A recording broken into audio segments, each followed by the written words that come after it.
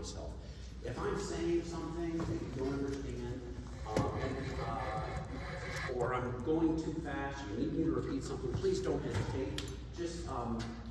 Just raise your hand, okay? And this being the first time I've done this, it's not the last time that I'm going to do this.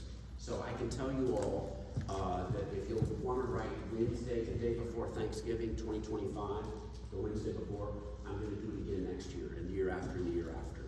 If I could ask you, Conrad, just to get a couple of pictures this morning too, that would be helpful. You're recording, good for you. So has everybody signed in? I've got whose pencil is this? Somebody gave you a nice pencil. Here, take that. Thank you. No, I'm sorry, you're good. I know you guys signed in. Does everybody have a pencil on their stand? I've got a few extra pencils. You need a pencil. You need to steal some from your sister. And you need a pencil, okay. And you guys signed in, you guys signed in, name and high school, yes? Name and high school, there's a pencil for you. And I know you, Pat, will need it for you, and then just bring it back to the back row, okay? One of the things, I know I visited most, if not all of your schools, and I say that there are two reasons why I put myself out there. It's been the time and the energy to do this kind of thing. One, obviously, I'm trying to recruit. You have a pencil. I'm trying to recruit students for UTEP. I want every cornet player that wants to be a music major in college to come work with me here. As you may have heard, you don't have to be a music major to play clarinet at UTEP. If you want to be in our bands, you'll get a scholarship to perform in the ensemble in terms of service award. How many seniors do I have in here? So auditions are posted online. We have two auditions, January and February, for scholarships and service awards. Scholarships are for students who are going to be music majors. Service awards would be for people who are not music majors but are going to perform a service. They're going to perform in an ensemble and then receive a check at the end of the semester for defrayed costs, as it were, for their tuition. So it's not just about being a music major. The other reason that I do this kind of thing, I put myself out there, is because I really am passionate about this. Those that know me, I think Conrad can speak for me in this department. Hey, help yourself. You want to grab a chair here, or we got chairs that stand for you? Help. We need to set out a few more chairs because these may not be the last bill to come in. But I really love doing this. I love the trying to get better on the clarinet. It's something that I've been working towards for many years. I started playing clarinet when I was in 5th grade, and if you want to take me back 2 years and do the math, that's like 1975.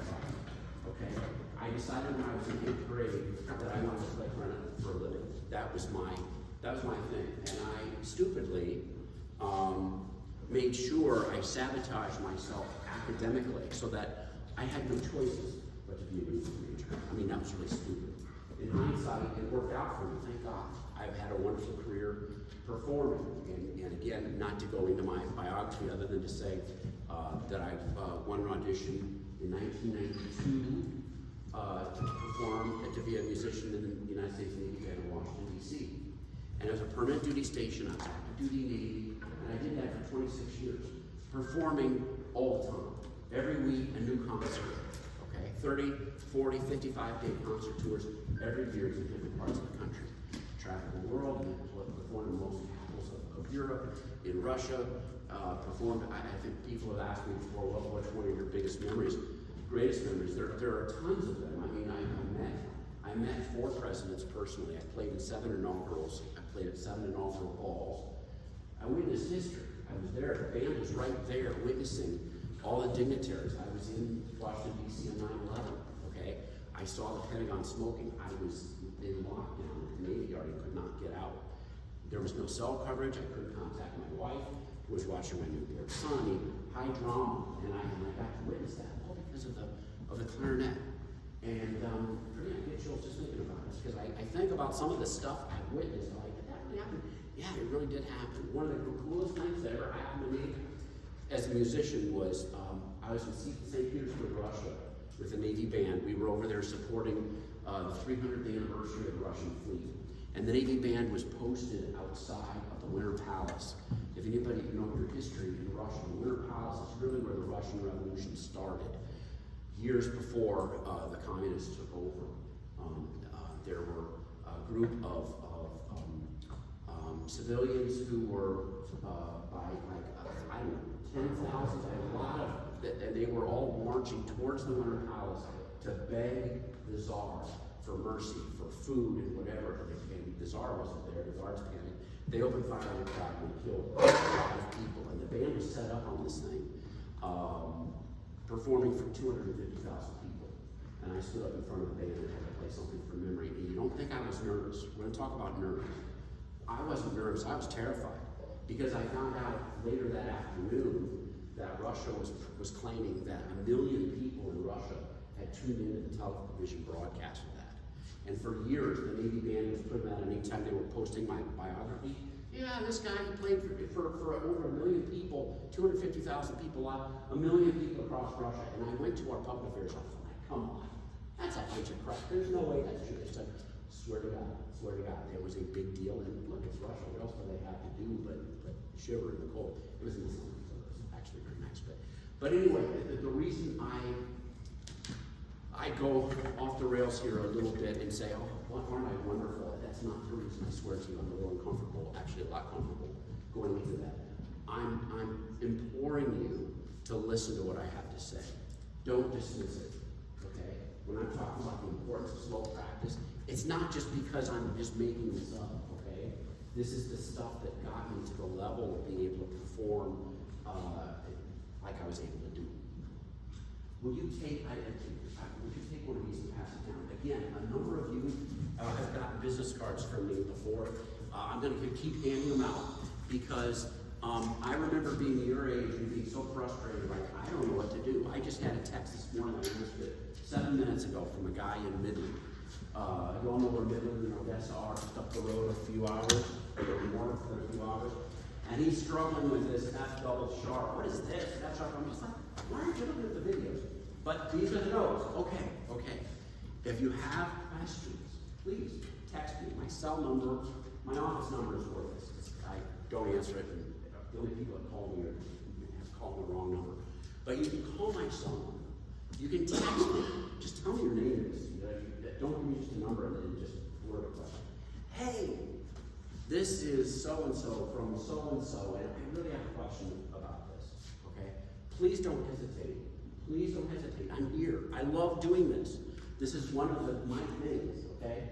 I don't know much about science or math. I follow political history and all of that, but this is my thing. And trust me, I know what I'm talking about. And if I don't know the answer, then I don't know what to do about that. So everybody passed down the business cards. Did everybody sign in? Can you pass it back to them? And then did everybody get, would you pass these down? I've got 2 handouts that I want everybody to walk away and hear from you. And a number of people. Welcome, glad you're here. So, my email address is on those business cards as well. I want feedback from you all. You know, I love hearing how great I am and how wonderful it was, but I need to hear more than that. Dr. Logan, next year could we do this? I really like that. I didn't like this, or whatever, okay? Please don't worry about offending me.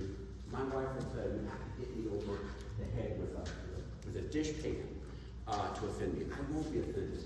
Let me know how I can help. Let me say that again. Let me know how I can help. I want to help you guys. I really do. Very passionate about it. Again, I want you all coming to UTEP. That's not the only reason, really. That's a simple part of the reason. I want to help. Okay? So, we have 2.5 hours.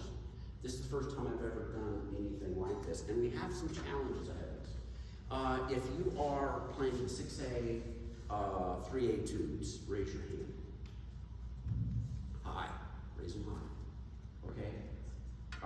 If you are playing the ATSSB excerpts, raise your hands. Right. And we have a bass clarinet, and your etudes are different from their etudes, or is it the same etudes? No, they are different. So we have three groups basically, right? Right? And so what we're gonna do at some point is, well, first of all, and then we have a young lady who I want to give you special props because I sent out by Shop Window, and this is me as an apology to Mom back there. Our friends at Shop Window, which we use, kind of did a good job in getting the word out. But one thing they did do that I didn't ask them to do is they invited all of humanity to come. So we have an 8th grader, yes. And would you introduce yourself to everybody? I'm Lexi.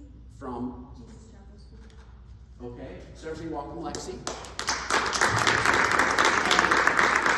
And I really think whether we're talking about the bass clarinet etude, or the ATSSB etude, or the other etudes, I think we can all learn from this.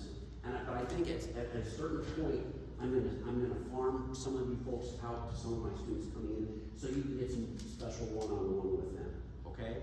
So again, send me emails with questions. Send me recordings. Okay? I'm getting recordings from Houston, getting recordings from Dallas and Midland and Odessa of students who are wanting help. Send me recordings. How do I do that? Well, if you have iPhones and you have your voice memo thing, you can send me a recording through that. Text me, I'll help you with that, okay? I want to send you a recording, I'm not sure how to do it. I'll help you with it, okay?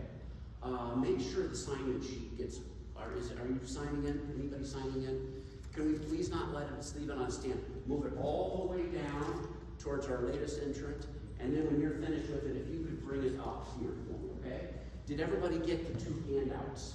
You didn't get the 2 handouts, did you? Okay, where's the stack of 2 handouts? Are they all there? Good. Hopefully we have enough for you. Conrad, I might need you to make some more copies. Yes. I thought I had, so let's see, 2, 4, 6, 8, 10, 12, 14, 16, 18, 19. That's great. I think I had like 14 people signed up on Shop Window, and then we had some people. Let's ask another question about that. If you pre-registered, and there's no crime in not pre-registering. If you didn't pre-register, please raise your hand. I promise I won't hurt you. Everybody pre-registered. Yes? So here's the goofy thing.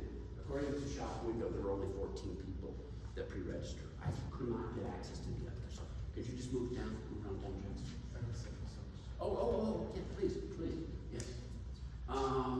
So anyway, we're gonna work on that and make it better. A couple of other things, and I promise we'll make a plan.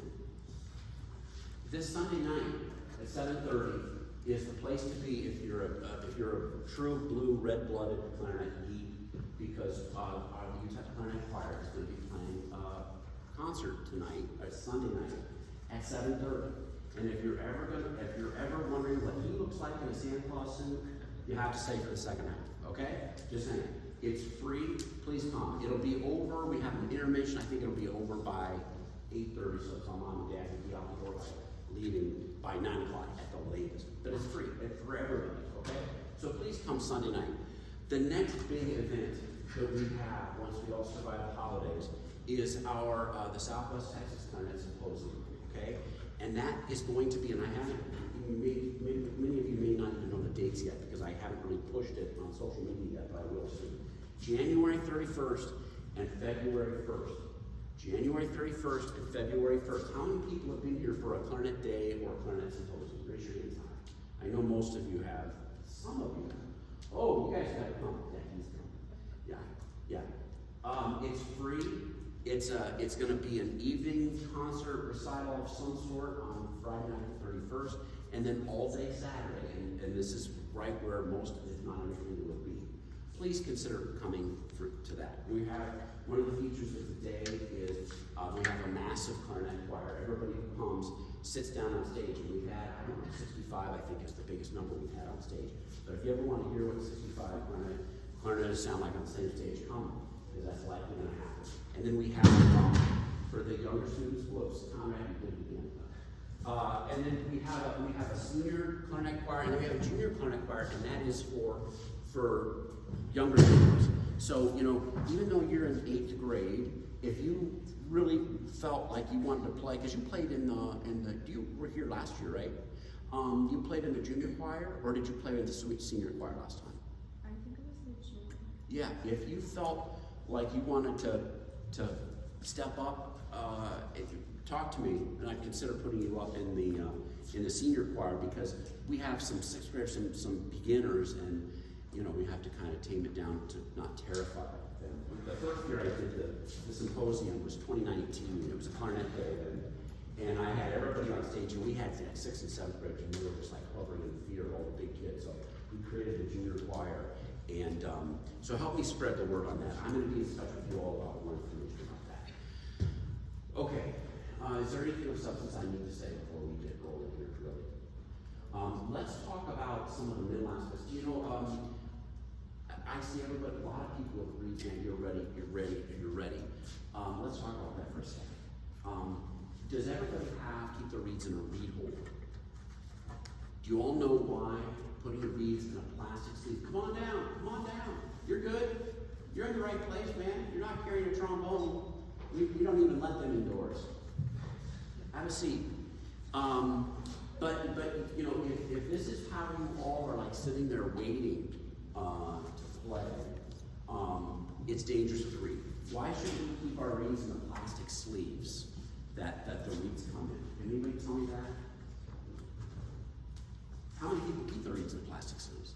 I'm gonna look into that. I promise I won't hurt you. Okay. Bad idea, and I'll tell you why. Those reeds sleeves are fine for shipping, but they don't. Once you introduce moisture to the reed, they don't keep the tip flat.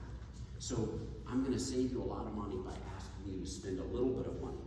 I require my students to have enough reed holder capacity for 12 reeds. Okay, that's 4 of those really, $4 or $5 Lavaz. You're going to pull them out. I'm right there. Bless you. Those Lavaz reed holders are $4 or $5. Okay, you spend $15, and I swear you're going to save a fortune if you'll keep your reeds and reed holders. The bigger the cane, the more chance you're going to have of trouble with the reed warpage and everything.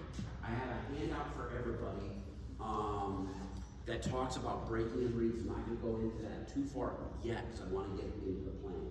But thank you. So yeah, here just show one side of the room and I'll show the other. So we're talking about these. You all have seen these, yes? This isn't some new product. Have you seen it before? Yeah. This isn't a new product. It's been out there. This is not a waste of money. This is an absolute game changer towards taking care of your reeds, okay? As high school students, you should have the capacity for at least 8 reeds, okay? You know, I think when I was your age, I got so caught up in I got to learn to play really fast. I never learned this stuff, really. And people would, somebody would try to talk some reason into me, and it would just go, whoosh, I just want to learn how to play fast, but you can't learn to play fast if your equipment is cracked and if you're not taking care of the reeds. Okay? You can have the greatest clarinet out there, the most fantabulous mountain, and you all know my picture of the choir. You all know if you have a great reed, man, you are like ready to go, right? But how many times do we have a great reed? All too many times, I think we put ourselves in a situation where we just don't have reeds ready to go that are very good. And so please, I implore you, you know, if anybody starts talking about how can you get that right, the first thing I'm going to talk about is reeds. Okay? You all should have the capacity for at least 8 reeds, maybe 12. And you think, oh, that's a lot. I was going on about my mini band stuff. I was managing 35, 36 reeds in those days. I was playing all the time. I always had a performance reeds ready to go. But I was literally managing 36 reeds constantly. The ones that was breaking in very gradually, the ones that were game show ready, and the ones that were past their prime values as practice reeds. Please don't dismiss that. Please take a look and do what I suggest on the reed breaking sheet. Is that the only way to break in reeds? No. Does everybody have different opinions about how to break in reeds? Yes. I'm telling you, that's what worked for me and saved me from all kinds of trouble and trauma, okay? Last thing about the reed thing is, and I mentioned this, if you were part of the honor band this on Monday or over the weekend, would you raise your hand, please? I know a lot of you are here for that. And we talk about this at length, so I'm not gonna go on and on about this. But to spend $7, $8 on an iron file is next level stuff. This is really good. I can't tell you how important it is. This thing, I got this in 1983. It'll be around until I'm done and gone for 1,000 years. It's iron. It's always going to be here. Okay? You need to get that, and if you look at the read sheet, I tell you a little bit about that. Another thing about next level stuff is this stuff called Read Rush. Are you all familiar with Read Rush? I think a number of your schools I've talked about this. All this is these little bits of cane. It's a weed. You grow this in your backyard, it'll take over your backyard if you're not trimming it back. So I wouldn't suggest that. But LeBlanc makes this.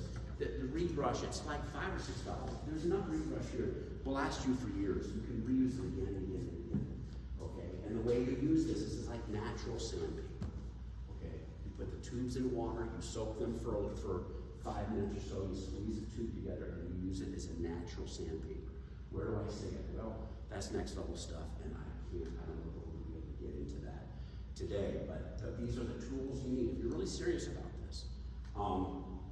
Next question is, here's my water. That's my question. So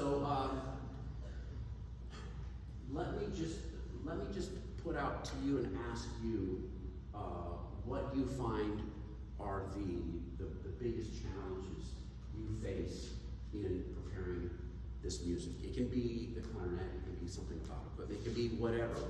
What's your biggest challenge towards doing this? Learning the notes? Playing the rhythms? Yes? No? Anything? Early? Say me. What's your most difficult thing?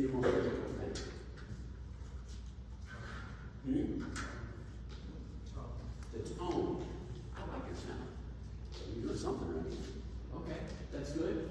Well, okay, so if we're talking about tone, how many people would say that they struggle with just getting a good sound of the instrument? Anybody? Yeah. So, can anybody tell me, and I did too. Can anybody tell me one factor that will improve? Good morning, let's see. Everybody say hello, let's see. Did everybody say hi to Conrad? Let's see, how long will you stay with us? Until 11:30. Awesome. Conrad is going to be here for a little bit. I may have to go up to 300 if a couple folks to work individually. So tell me some of the factors that affect tone that we need that would help improve our tone. Anything. Embouchure, right? And you know, embouchure is the second most difficult thing for, I think, to teach. And why would I say that? It's because every embouchure is different, because everybody's mouth is different. You know, Olivia is like movie star already with her full lips, and I have no lips. My kids remind me all the time, Dad, you have no lips. Yeah, I know. So if you have a fuller set of lips, you're going to have to work a little harder to refine, firm, flatten, and all of that. So embouchure is absolutely key. What's another factor? Whoever said you said embouchure, you're spot on. Yes, Airstream. You know, it's a wind instrument. So it needs to say wind is really important. We're a wind instrument, and that's one of the biggest factors when I'm listening to clarinetists play. Blow more air. And what does that mean? How do I do that? Well, there's a whole host of things we can do, but mainly it's just simply to blow more. Going back to reeds for a second, if anybody is playing on threes, number 3 reeds, don't be shy. Are you playing on threes? On bass clarinet, I probably would too. Are you on threes? Yes, sir. Yes. And who else? Jackson? A few of you. Okay. Auditions are when? Like December 7th. Is everybody playing on December 7th? Or is there another date? What's your date? December 14th. December 14th, so you have a week. I don't know that I would suggest changing reed strengths, but anybody who is in high school, are you in high school? You're not there? Sophomore. Anybody in ninth grade should be on at least 3.5. Across the board. It doesn't matter what your setup is. You should be on 3.5. Why? Because what is it that the harder reads give you that the softer reads do not? Sorry? More resistance. And more resistance helps what?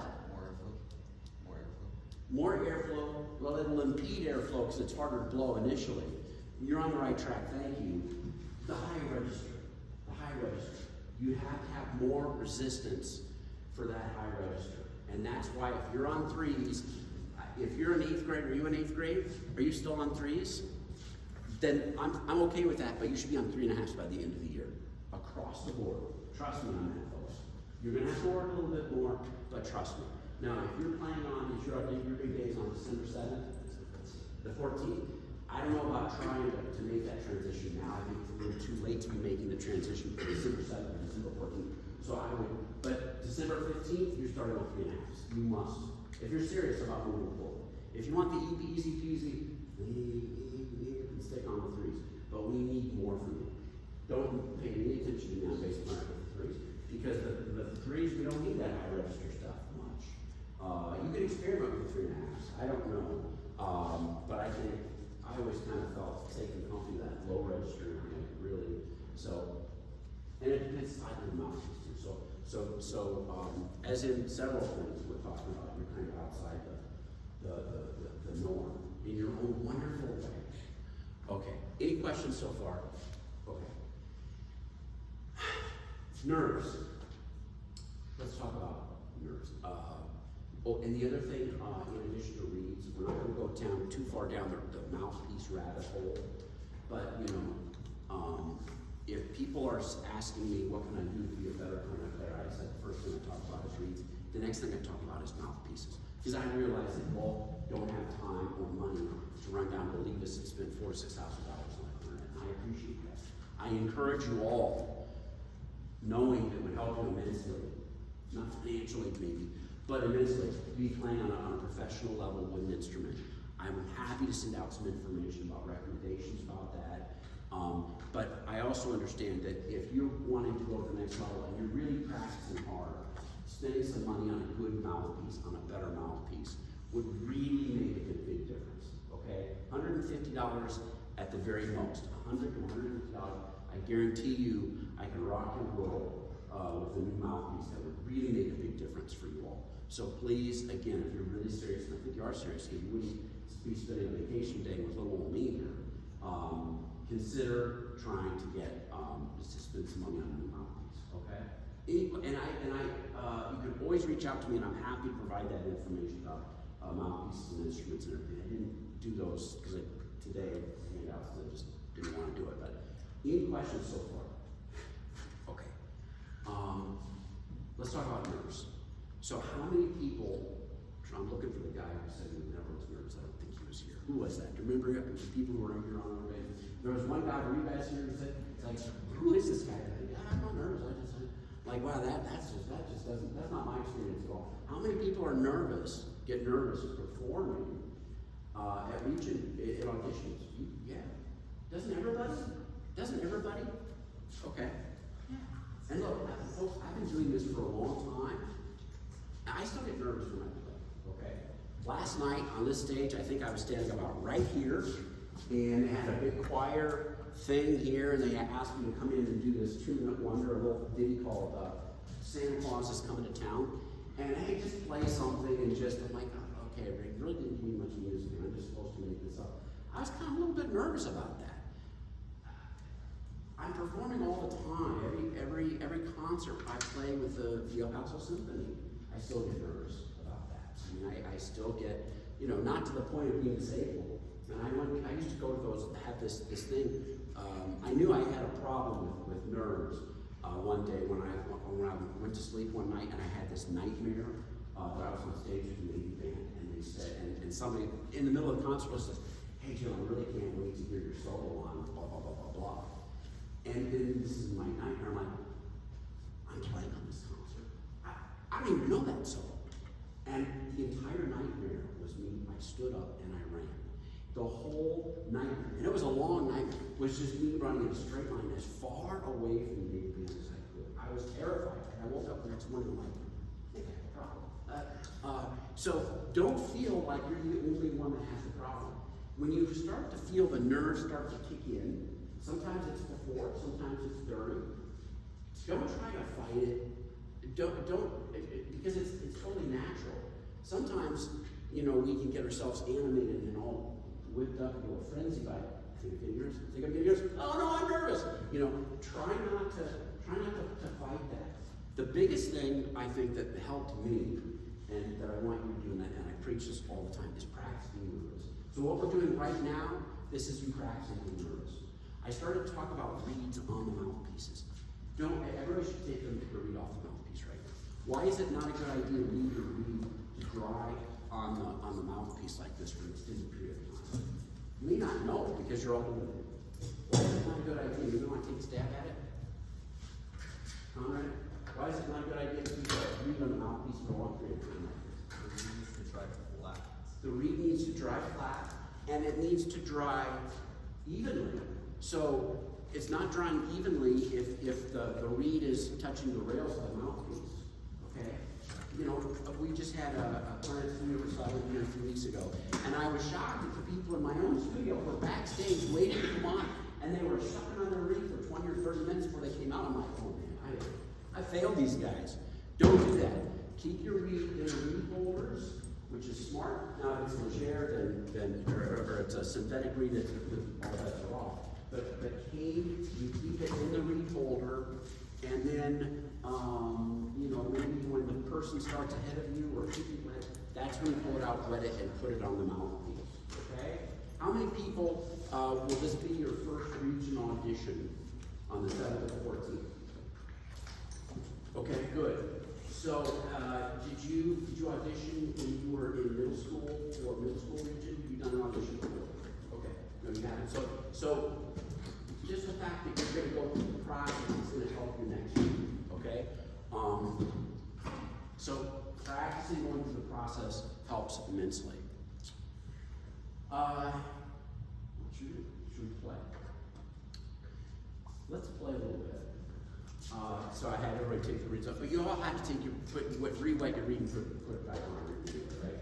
So what we're going to do is we're going to start with our ATSSB folks. How many of you are ATSSB? Those 1, 2, 3, 4. So I'm going to have you start with your slow etude. We're going to play it all together. And it may be a slightly different etude, but what we're going to do is I just want to introduce what that piece is. And we're going to play.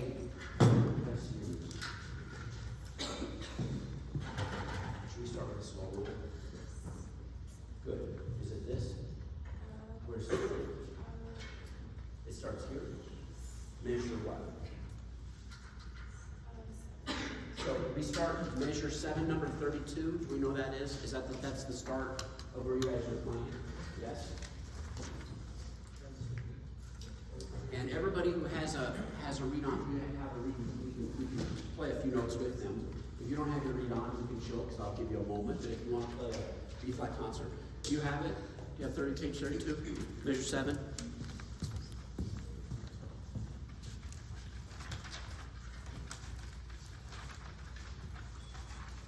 Yes.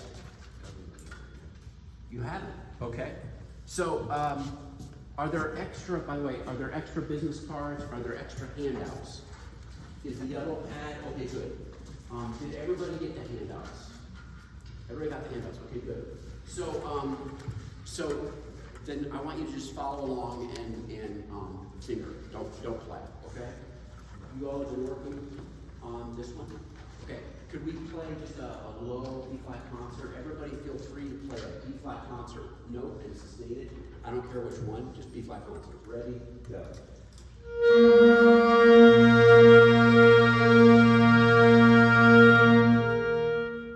One more time. Ready? And? The three of you. Okay. Give me a tempo. Which sounds? What's comfortable for you? Does this sound reasonable to you as to what slower? Can we go a little slower for Abraham? So give this. Abraham, you did good. I was putting out 40.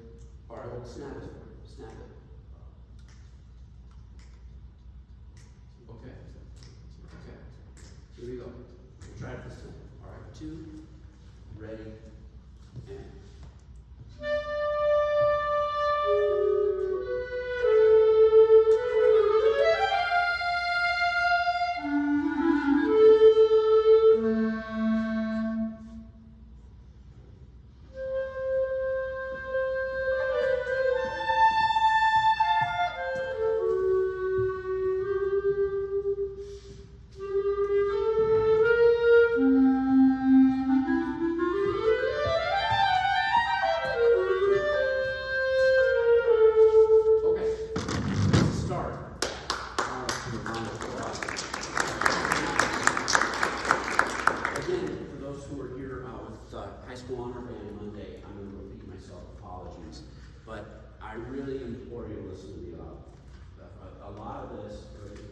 Mentally is mental, okay?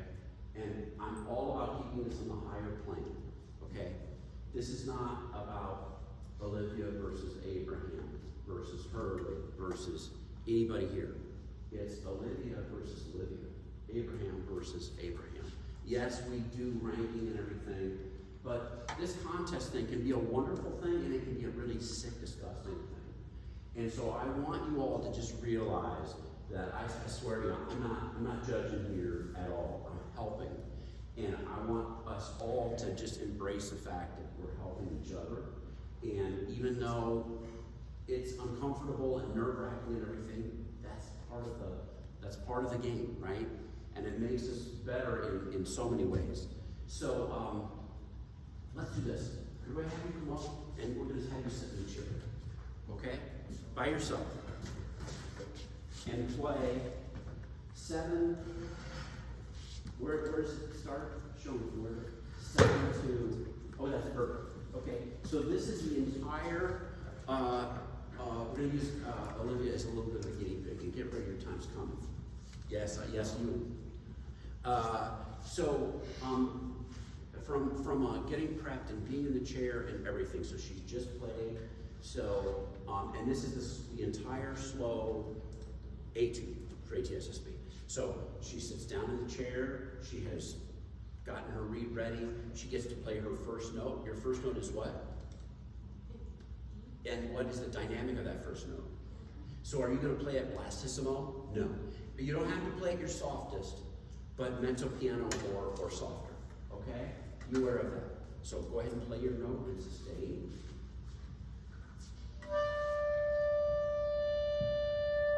Okay?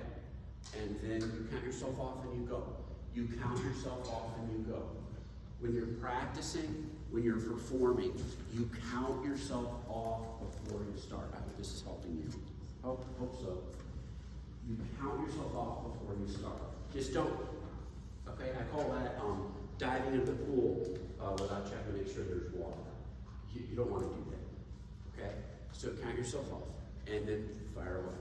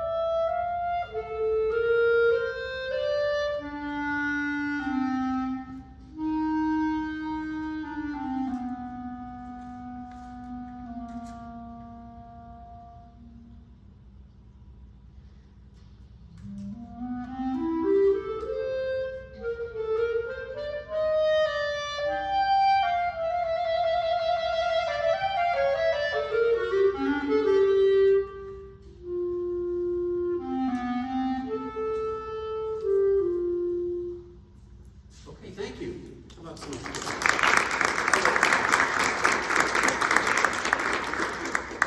One of the things I was going to do quickly at one point was have everybody introduce themselves. Olivia, can you tell everybody your name and what school you went to? I'm Olivia, and I'm from Mountain View High School. And an all-stater. As a sophomore? Junior. As a junior last year. You're senior this year. So that's kind of the standard, okay, folks? That's the standard. If you haven't started working on your Etude yet, you realize what you're up against. Now the good news is that Olivia is the exception to the rule, all right? Few are going to be as well prepared for that ATSSB as Olivia is. I'm singing her praises because she's a hard worker. She's a hard worker. So now that being said, was that the best performance? Are there some things in there that you noted that you could have done better? Yes. Don't tell us what. Can we get let me talk for a moment about, first of all, what a successful performance is. And I touched on this on Monday, so I'm going to be repeating myself to a few people. What makes a successful performance? Is there chair placement? No, not a chair placement. Is it because we did better than everybody else, Shirley? No, it's not because we did better than everybody else. What does anybody remember from the talk I gave on Monday? What I consider personally a successful performance for me. Is we perform the way we prepared it? If we perform at the level of preparation, okay? So if this is your level of preparation right here, and you perform at that level, that to me is a successful performance. So if the chips fall where they may be in seeding. You know, to me, the success is, well, I made 4th chair last year. I want to make 1st chair this year. Okay, that's all well and fine, but the circumstances are different from year to year. They really are. You don't have control over those things. You can only control what you have. So, how many people are satisfied that they started early enough in the process this year? You haven't started that second Etude yet. I wouldn't put you on that list of, you got to start early. That's the thing I'm gonna point out. Can you make it? You might, and I'm pulling for it. But if you really want to succeed in this, Olivia, when did you start working on these Etudes? Right after state. Which was? I think January. Okay, and again, you're talking about somebody who made all state that made it all the way to state. Start early. We talk about reads, we talk about mouthpieces, we talk about basic fundamentals. Start earlier in the process next time. How many people wish they had started earlier than they did? Yeah, and that was me too. Look, every issue that I'm discussing here, I promise you, I made those same mistakes. I needed to learn those same things. Okay, so how many people are? If you're not a senior this year, raise your hand. If you're not a senior, okay. So I want each and every one of you to use this time and think as you're here and walking away from this. I want you to remember how you feel and what you just shared with everybody, that you wish you would have started earlier, and next year be motivated to start earlier. There are 1,000 reasons not to start earlier. Hello, marching band, and the rest of the creation that you all are involved in. I totally get that. I know that. But she's in marching band. She found time. Okay? Who's happy with themselves for starting as early as they did? And was anybody including you? Okay. So you found a way, man. Even with all your marching band media at Riverside, it is Riverside. Yes. We're talking about that yesterday. That it's a very full schedule. If you find time what you want to have time for, okay? If that means you get up 20 minutes earlier in the morning, you get up 20 minutes more in the morning. All right? If you stay up a little later and not drive everybody crazy with the practicing, you can do that. But these are the obvious things, folks, that I think that we just forget. And I'm just here to help you point them out, because I want to get you to the next level. Okay, in terms of what we just heard from Olivia, in addition to all the right notes and all the right rhythms, which are a given, okay, you should not be missing any notes or rhythms on game day. What are the things we have to do to really stand out with the judges? Anybody want to give me one? Dynamics. Dynamics, that's huge, huge. What else? articulation. Correct articulation, thank you, very good. Yes? Okay, so let's talk about that with Olivia. I don't know that she missed any articulation. Do you feel like you missed any articulation? Maybe, okay. I didn't hear them, but okay. Did we hear dynamics? Did we hear any different dynamics from Olivia, or was everything all the same dynamic? I heard dynamics, okay? I would like to hear more dynamics, okay? So one of the games I play with my students when I have them playing for each other, we have a studio class every Friday for an hour, and everybody stands up and plays different folks. And one of the things I will do from time to time is I will stop somebody in the middle of playing and I'll say, okay, to the room, what dynamic does everybody think that Lindsay has on the page? How many people think it's mezzo piano? Some people will raise their hands. How many people think it's mezzo forte? People raise their hands. How many people think it's forte? And nobody raises their hand. Okay, I say, guess what, Lindsay? It's a forte, and everybody thinks you were playing mezzo piano, mezzo forte. Yes? Not that Lindsay would ever listen to that. I'm not saying that, but okay. So when you're playing, you have to make it evident to the judges. This is a forte, okay?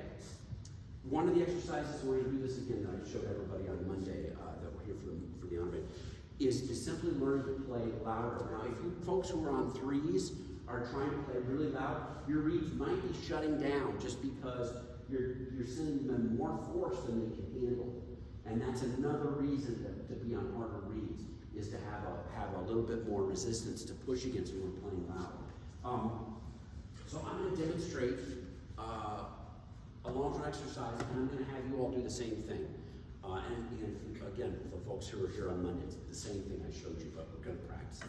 I'm going to start as soft, we've done this before, haven't we? I'm going to start as soft as I can, and I'm going to get to as loud as I can, even to the point of allowing the sound to distort just a little bit. And if that sound distorts a little bit, it's okay, because we're trying to broaden our horizons and make our fortes louder. Okay? I mean, maybe this seems like such obvious things to you guys, but as a guy who sat in, I've listened to thousands, well over 1,000 auditions, no joke. And this is like one of the biggest things. I just don't hear people playing dynamics. And it's like, and you know, for those who are just learning your etude, start working on the dynamics while you're learning the rhythms and the notes. The dynamics are not the cherry on the top, okay? It's like not the ketchup and mustard on the burger. It's part of the beef.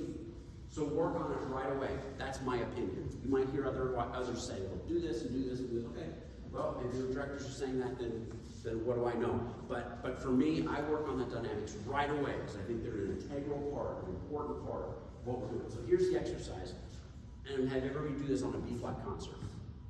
It's going to be about a 16 beat long tone, starting very soft, and getting as loud as I can.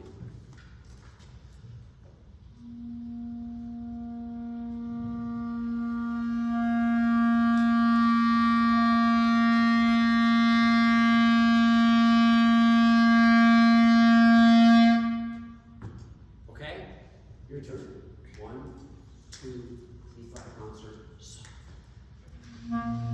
2, 3, 4, 5, 6, 7, 8, 9, 10, 11, 12, 13, 14, 15, 16. Okay. All right. So I said it's not a competition. It's all you versus yourself, but we're going to have a competition.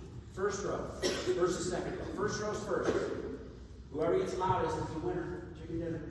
1, 2, first row first. Just the first row, front row first. And Lydia, you're part of that. Starting very soft. 2, ready. 3, 4, 5, 6, 7, 8, 9, 10, 11, 12, 13, 14, 15, 16. Back row. 1, 2, and you choose. You're part of the back row. 2, ready, and 3, 4, 5, row, 7, 8, 9,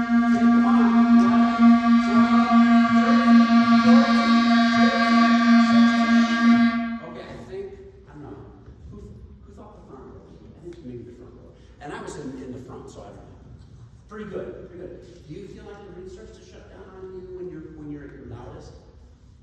Or does it feel okay? Okay, okay, all right, good. So, I would ask you, yes, go. So one thing I do notice is that we tend to, especially when we're really nervous and shy, we tend to be at the very tip of the mouthpiece. And what we want to do is we want to make sure we have enough space between our teeth that our first knuckle is in between.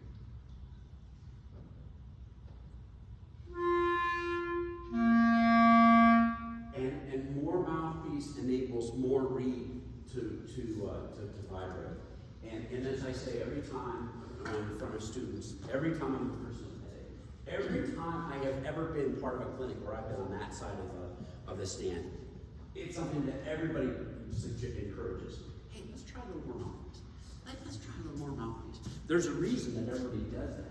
So please remember that. Thank you, Conrad. That's a good point. Try a little more mouthpiece, okay? So when you're practicing individually, we heard you all play your slow etude. Let's do this. Could I hear just the ATSSB folks, and you can please join us if you want to. Find a forte in here. Where's your loudest point? You're right there.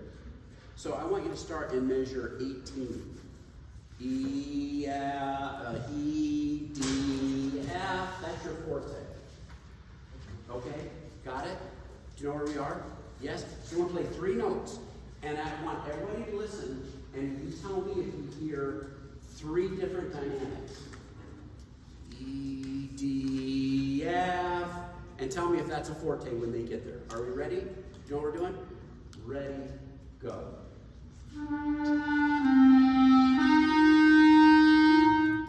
What you think? Is it a forte? Did that sound pretty loud? Yeah?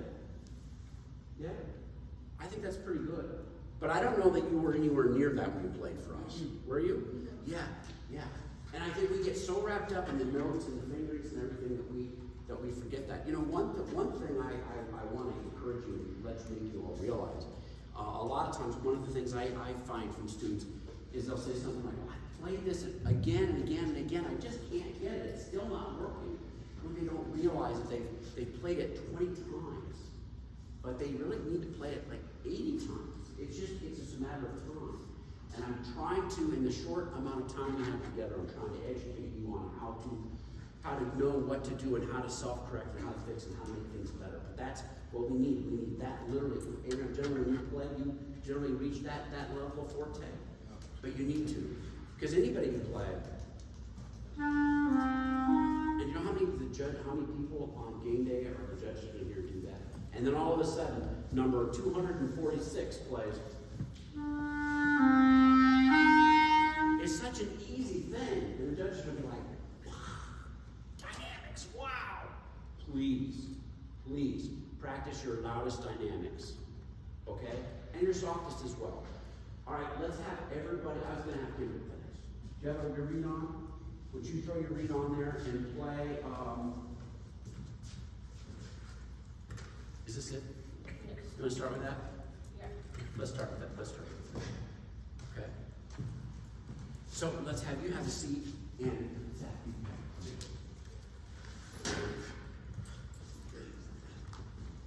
if I have volunteers shortly to come up and play, we'll be calling for volunteers today. So in addition to the playing at your very loudest, you also need to find the very soft spots that you want to practice those as well. Okay? All right, so it's game day. How nervous are you right now on a scale of 1 to 10? 1 being like, and 10 being, 11. 11, you know, but does she look it? She doesn't look it. That's the other thing about this. You know, it's all about, you know, if you're shaking and stuff, I mean, I don't shake sometimes. That's adrenaline flow. You shake the best you can. But she doesn't look like she's nervous. And, you know, there have been studies shown that when you, and this is one thing that really helped get me work out some of the nerve stuff, is I would act, and I come out on stage and I'm smiling, looking at the band, hey, no big deal, and inside I'm like, oh, I just want to run, you know. The adrenaline would affect me. I don't know if this happens to you all. I would be so nervous, the adrenaline would get me, I would feel exhausted. Like I'm sitting on stage and we're playing, I don't know, some march, and I'm gonna have to stand up and play. I'm like, I don't know if I have the energy to walk up there. Like, oh, this is how I'm feeling. But I'm hey, no, look at me, I can do this, right? And it was all because I was scared out of my wits. But I've seen studies that show that the more you act a certain way, not only are you fooling everybody around you, but you're actually fooling yourself. Somewhere in your mental psyche, you will kind of take on the persona you're acting. So remember that. Okay, so it's game day. You're starting at the beginning. You're going to play your first note. Go. First note. You get to play your warm-up. Okay, that's your first note? Yes. Okay, here we go.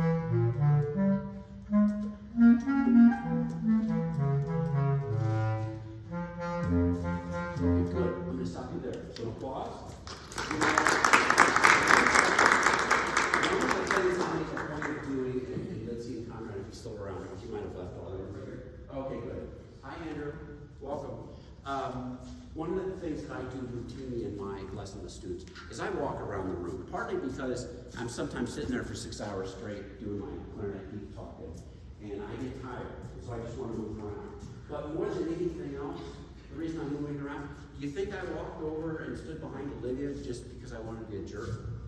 And did the same thing? It's because I want to distract them. You want to practice being nervous, practice being distracted. How many times have you been distracted by somebody dropping something or coughing or sneezing? It's terrible, isn't it? And if you're used to it, no big deal. You're just used to it, right? I was sitting right here on this stage last January, and I was playing this quartet for clarinet, cello, violin, and piano. Scared out of my wits, I will tell you. Beyond terrified. Long story about that. But I'm playing, in one of the movements of this piece was something for just clarinet alone. And the cellist and the violinist and the pianist are sitting there watching me play. The whole really good crowd that day playing. And it's a big clarinet, the whole movement is just clarinet solo. And man, I'm just like trying to get everything right. I'm zeroed in focusing. And I found out after the performance that the cellist, I don't know if many of you know who's Will Bailey, but maybe I get he was playing cello. We had a violinist, a guest from the East Coast. And something happened where I think the violinist tried to suppress a cough or something. And the two of them, were really trying to hold back heat from giggling. And and I looked at the video, I'm like, oh my gosh, I had no idea. We got off stage, and I think that's the first thing they said was, hey, great job, that was great. We're so sorry if we distract you. What are you talking about? I didn't hear a thing, I didn't notice a thing. I'm like zinged in, I'm zero. But that's because I am used to being distracted. I just expect it to happen. I'm in my own world, and you need to be as well. It will be a huge advantage because you get distracted, you miss a note, right? You miss your dynamics, you miss your articulation. That can really cause a problem. All right, now, how many people think that her dynamic, the first opening dynamic was forte? She didn't play the forte. Nope. How many people thought it was mezzo forte? Uh-oh. How many people thought it was mezzo piano? Uh-oh. How many people thought it was piano? Lou? Guess what the dynamic was? Piano. Yeah, they're like, oh my gosh, some people thought you played mezzo forte. So that's your project. Now, the 3-reed is a problem. As soon as you started to push and try to play some forte stuff, it wasn't happening. So you might want to experiment with, you have until 14. Yes. You might want to experiment, it might be time. Play this open, play the first 2 measures. Here's piano.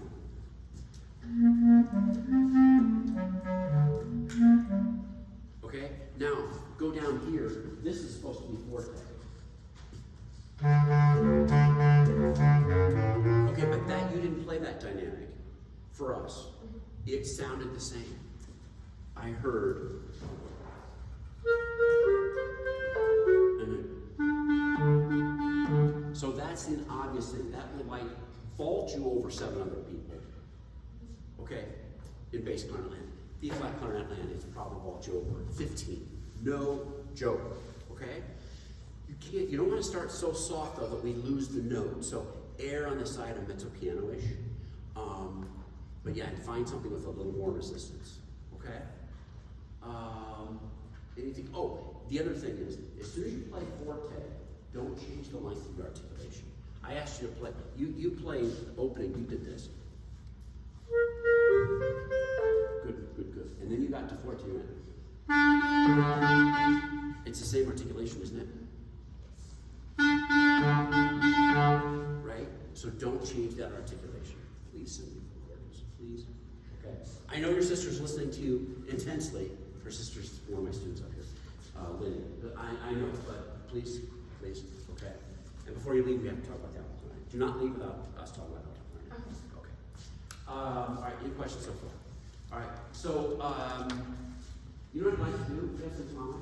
Would you take our ATSSB folks and our bass player up to 300? There are a few stands up there, and spend. Bring them back at 10:30 in a half an hour. Okay. And then we're gonna focus here on these other things. Okay. Your ATSSB. Okay. Great. Okay. All right. We started at 9 o'clock. We want to have like a 3-minute bathroom break, run to the bathroom, come right back, and we'll keep going. Can we do that? Okay. So look at your watches. Be back. 4 minutes. Okay? Thank you all. Help yourself to a drink or whatever. Do some jumping jacks and keep the energy going. All right? Thank you all.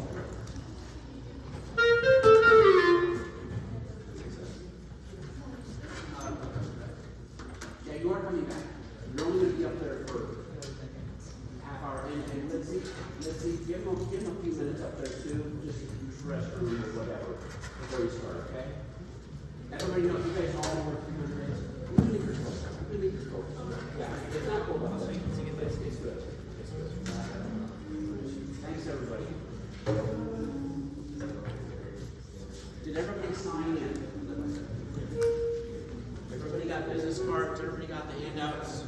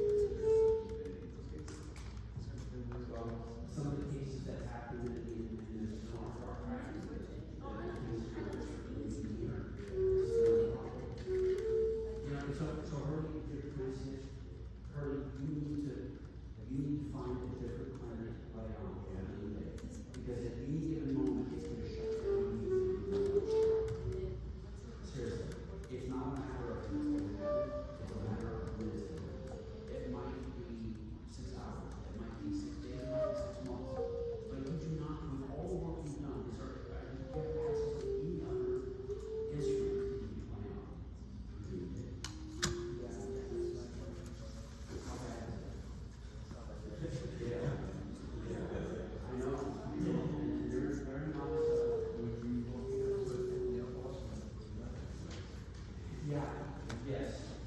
So even Like you have to watch out because it goes like this. Yeah, I'm not gonna say it. No, you can't.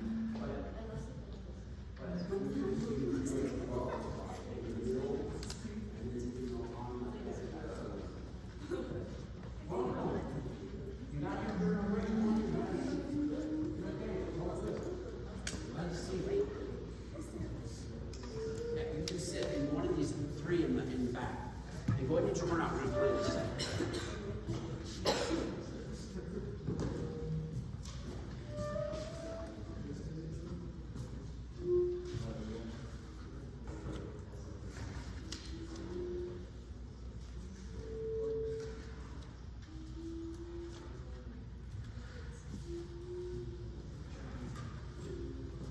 Andrew, could you,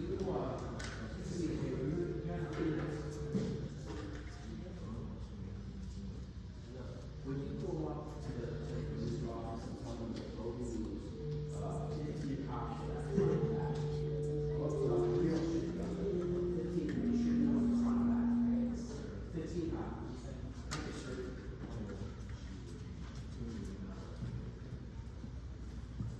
Do me a favor and just sign in. Also, did you find out about, did you put a prerequisite on, no problem. I'm just trying to see how effective shotgun is, so I think pretty much. Okay, so we're at the 4-minute mark.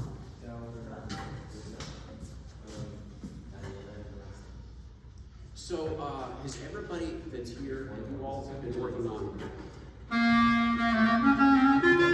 Should we start with that? Would you pull that up? What number is that? I call it page number 1, but 26. And if you don't mind just letting her kind of look off for your part, you don't have to play, but you can just kind of follow along. Okay?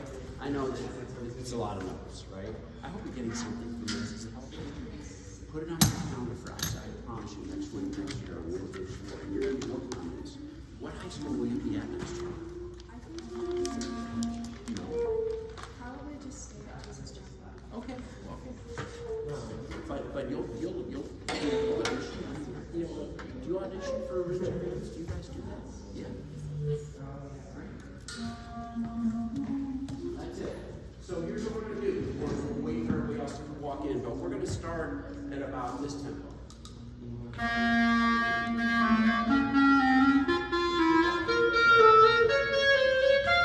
Okay? How about everybody play your B-flat concert? Ready? B-flat concert, which is the first note.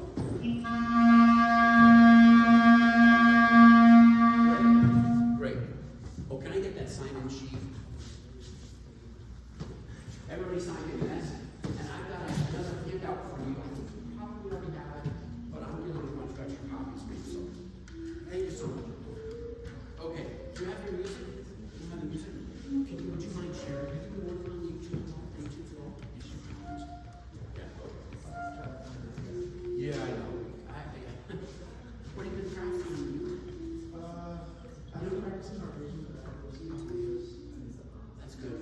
That's another thing. It's one of those things. You reach out to me. I want to help. So it'd be better to reach out to me than just not, and then just not have any classes. Okay. So we're going to do this slowly. What's our dynamic? What's our dynamic in that first measure? Forte. So let me just hear, so when you go and you play your first note, and I'm going to be asking for volunteers to come up and play soon, at some point you're going to, I'm going to realize it, okay? So if you want to get it out of the way early, then all for you, but, and then anybody else who wants to come up and play. But, so when you sit down to play your first note, are you going to play your first note at piano or mezzo piano? No way, you're going to play a nice, strong. So can I hear everybody do that? Ready, and. There's your first note. Okay, now we're going to play this under tempo. Ba, ba, da, da, 2, and ready, and go.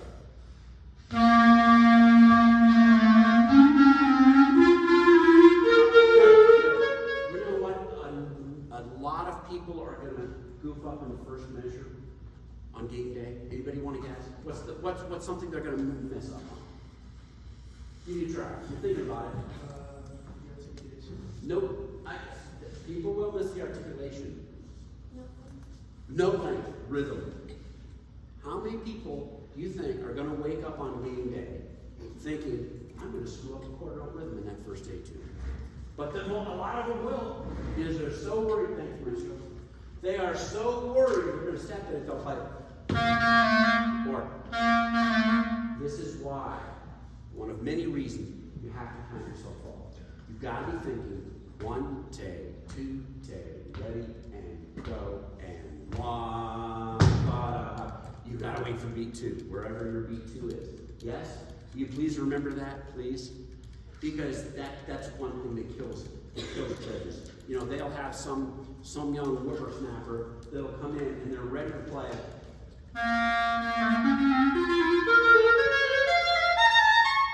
But they screw up the quarter note rhythm and they'll play it. And then they get all of these marks against them. It's like, this person worked their tail off to learn.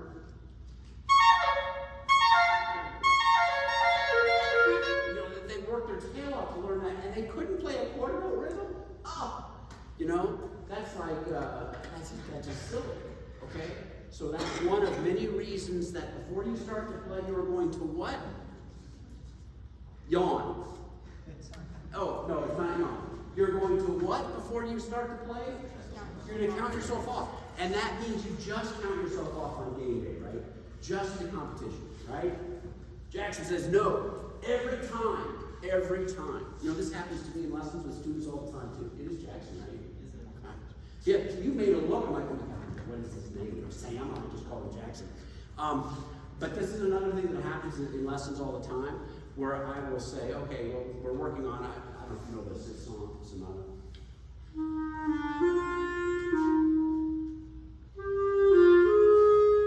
Did you know that song? It's a pop rises. And so I'll say, okay, go ahead and start at the beginning. Okay. I'm like, whoa. There is no way you counted yourself off. And they do that because they feel like, well, I gotta hurry up. Logan's in a hurry, he's all antsy, he's highly caffeinated as usual, and he's being his usual hyper, so I gotta hurry up and play. No, you played the wrong rhythm. And so then I have to back up and I have to speak slowly, I have to take a deep breath and forget about it being my 6th cup of coffee I just consumed. And then I have to say, no matter what, no matter how hyper I am being, you need to give yourself 3 beats before you come in for that particular moment. So you have to think, 1.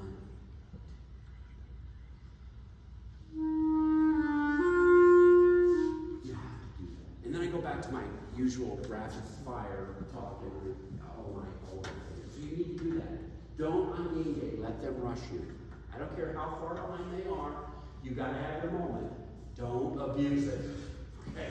You'll get the very points of, oh my God, this person's taking forever, you know. But balance it. Practice that part of it, folks, when you're mentally getting ready for this, okay? So, we start from the beginning now. And this is why I'm counting you off at this tempo, okay? And we're going to play a bit, and then I'm going to call for volunteers to take a hot seat. 1, 2, ready, begin.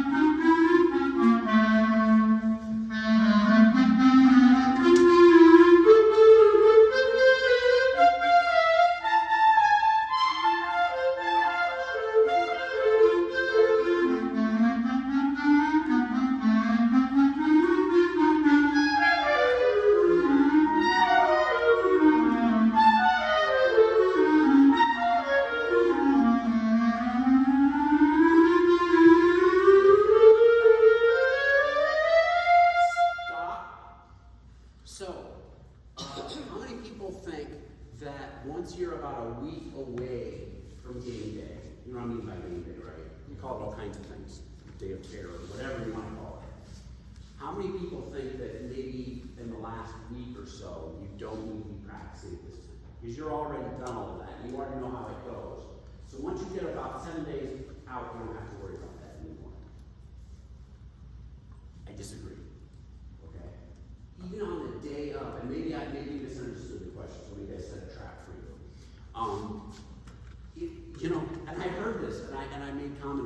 came in a few minutes before 9. I mean, somebody was just whipping through this. It's like, man, they are ready.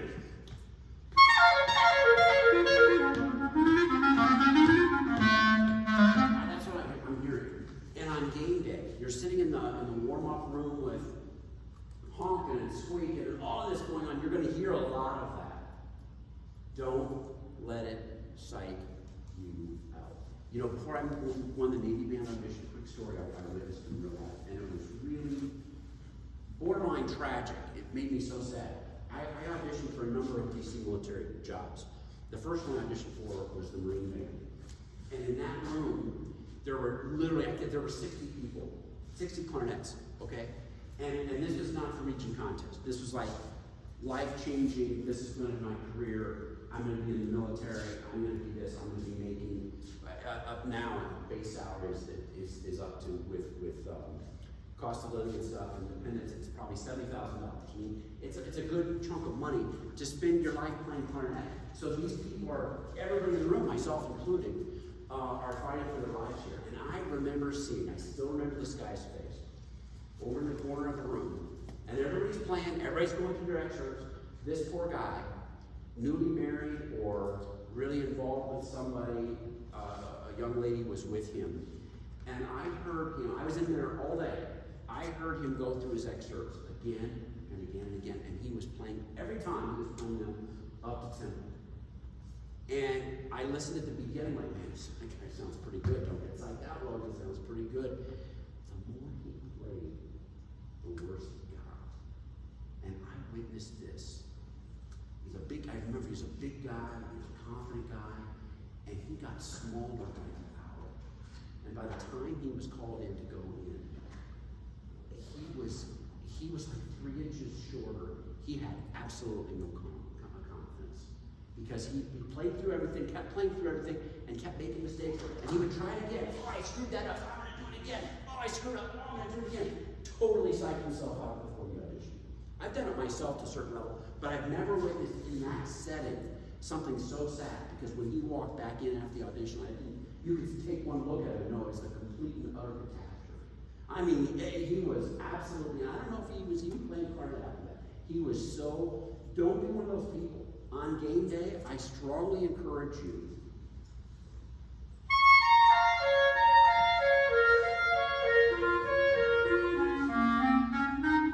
want to walk in that room confident, okay? That is going to help your confidence, not oh,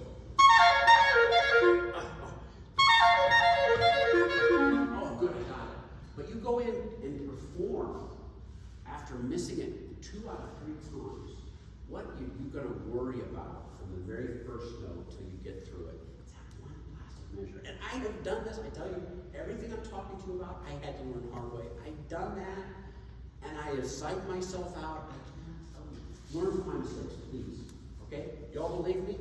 Okay. So if you're in there on game day and you hear somebody whipping through stuff ridiculously fast, you know that they weren't sitting in here listening to me. Okay? And look, if that works for you, then God bless you. Go for it, But it does not work for me, and it doesn't work, has not worked for my students, I can tell you. I don't. So consider that, okay? Questions on any of this? All right, so who's volunteered? Alexa. You want to do it? Come on up. And Alexa, you're next. Come on up. Tell us your name. I'm Marcus. You are who? Marcus. Marcus, and you are from? Divide High School. Divide. Very well, very familiar. And a couple guys, hi. Your directors, please tell them I said hello. Glad you're here. What year in school are you? I'm a junior. And have you ever auditioned for Region? Okay. All right. So we're going to start from the beginning. Oh, and another thing too. That cut that we just played, that's kind of what you should be practicing. Is there any reason to practice the first measure to the last measure, the Etudes, without stopping? No. Don't do it. There's no reason to. What are the chances, Shirley, that you're going to play the first measure all the way to the last measure? Zip, 0, no chance. So don't practice it that way. Practice the cut I gave you. I would say if I were going to guess, and it's always dangerous to guess, you might start from measure 1 and play through measure 20. You might start in measure 21 and play to the end. I think those are good cuts, okay? I think those are how you should be practicing it, all right? So, is your reed wet? Have you read it recently? Let's re-wet it. You have to do that before you come up here. This is why I'm walking people through the process, okay? It's more than just being able to wiggle your fingers. It really is. So, okay, you wet it, put it back on. And it's Marcus, right? While Marcus is putting that reed on, I need you to listen, because here's another bit of advice you need to listen to. You know, one of my tests that I use all the time to prove to myself I'm ready to play something? I'll start in the middle of something. If I can start in the middle of something and nail it, then I know I'm ready. Does that make sense? Third beat of the 8th measure. There's no way that you're going to start on beat 3 of the 8th measure. But can you do it without stumbling and fumbling and babbling? I don't even know what the 8th measure is, third beat. 5, 6, 7, 8. Okay, here we go. Yeah, I'm not ready. I'm not ready. But you should be able to do that.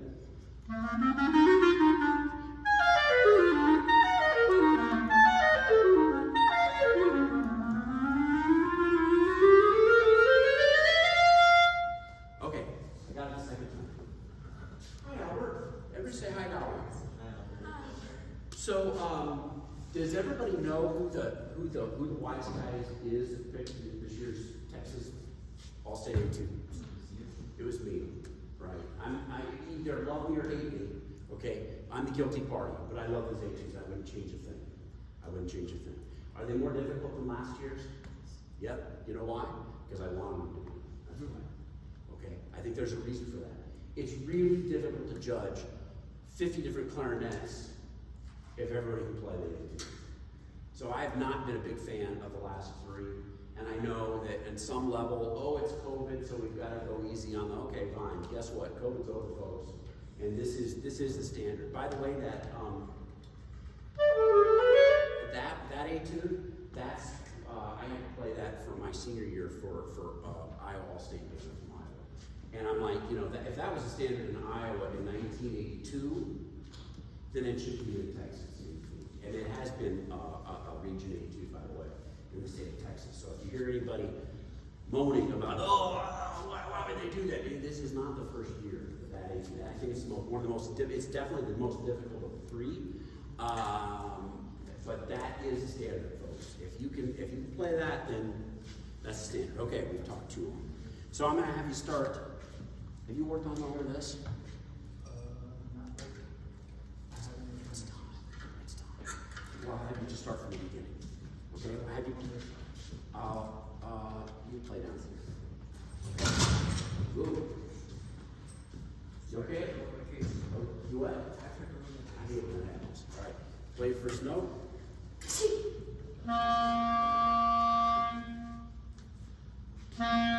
Stop. Did you count yourself off before you start? Give yourself 4 beats. Okay? So you play your first note.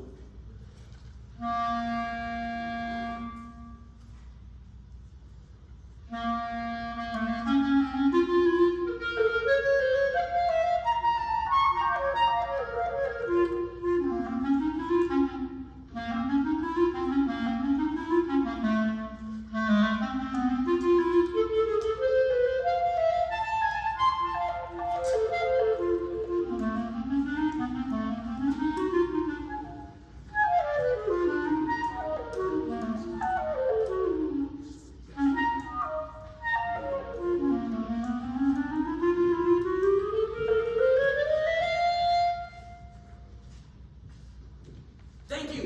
Round of applause. I'm just going to distract you for me to walk across the stage and talk to Albert. A little bit. Yep, by design, okay? But you know, one of the things I was asking him is because what you're working with some high schools and some students, what's the most recent high school you were working with? Franklin. I was asking him about this E-flat fingering. Yeah, don't use it. It's gotta be this. Okay? Make sure, don't feel bad about this. Because again, this is a mistake I used to make when I was his age. This is the proper fingering for E flat, yes, using the fourth key, not the middle finger. Not the middle finger. This middle finger, it's in some fingering charts. This is why some students use it. It shouldn't be in fingering charts, okay? The people who would put this on a fingering chart should be Shanghai, okay? Which is not a good thing, you don't want to be Shanghai. But they should be Shanghai, this is so bad, okay? And you don't know because it's, hey, this is what he was told, and this is not a fingering chart, but play the C flat that you just played.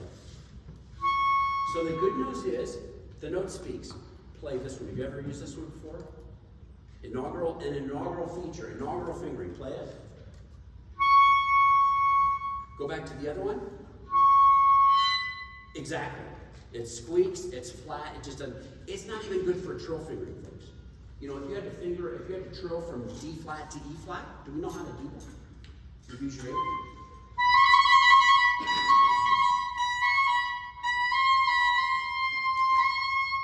It's a different note, okay? So guess what? You gotta try and fix that soon, okay? Because they will hear that, and you're very likely to squeak it, okay?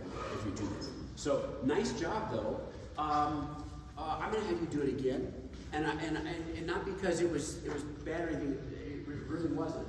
But when we're talking about playing technical passages and then taking a breath, you know, let's imagine. Forget that I'm Dr. Logan. I'm Ginny Logan, and I'm here to audition. And you all are going to judge me. And let's hear what Ginny does with this. And I'm going to play this 2 ways. And then I want you to tell me, goodbye, Conrad. Thank you for your help. I'm going to play it 2 ways, and you as a judge, I want you to be honest and tell me which way what you like better, okay? So here's one way. And I'm not telling you more, I'm just going to play it 2 ways, and I want you to tell me what I did differently and then what you liked. What do you like?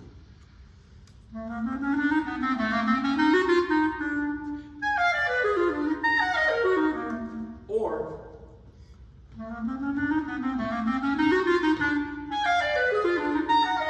first of all, what did I do differently? Anybody tell me? What? You made it sound like you were in.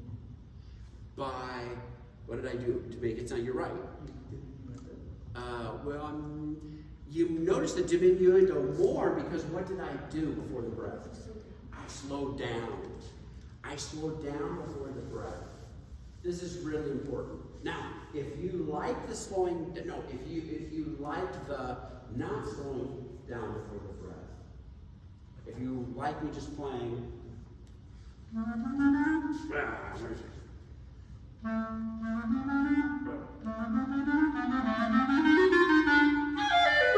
you like that better than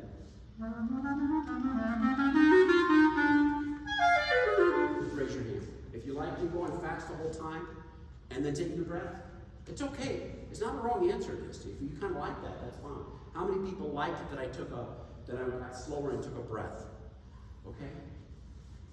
I think it's important to do that. And unless you're playing for your band director and he says absolutely, or she says don't do that. The judges, there's no retard there. The judge is going to slash and burn you if you take a retard there. I don't think they would do that, but do what your band director says. But I like to do the slowing down for the breath. You know why? It's easier. It's easier. And at worst case scenario, you get accused of being musical. So be musical. That's important. Can you start it for me, Marcus? One more time. It's Marcus, right? And then Alexa's going to come up and play. Alexa, I'm going to have you start at 21 to the end. Okay, so be ready. Get your read ready. You're going to come up. Welcome back, folks. Did you nail every single note? Did you all play? Okay. We're going to play more in a second. All right, here we go. So you played your first note. You're counting yourself off, distraction and all.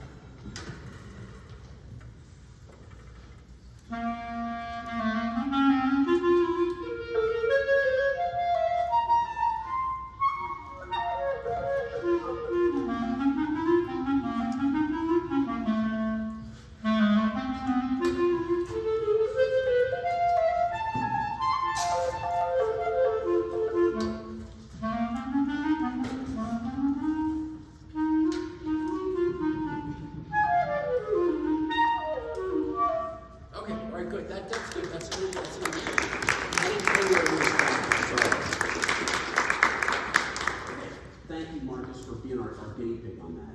Why don't you go ahead and have a seat, and Alexa's going to come up and play next. She's going to start at measure 21. Folks that just walked in, we were talking about the importance of slowing down your breaths in technical passages. I think that's important. Can you open up your music? I think that's important. Where do you have breaths marked here? You really don't. Is this everything from beginning to end for you? This is your entire etude? Okay, good. All right, so that's not an issue for you. Olivia, where? Don't really need one there. Not really there, not really there.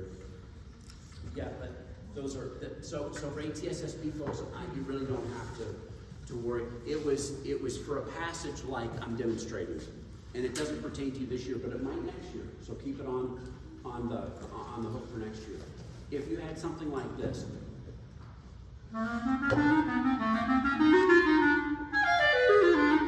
Did you hear me? I'll take a breath there, right off. Okay, so slow down before the breath.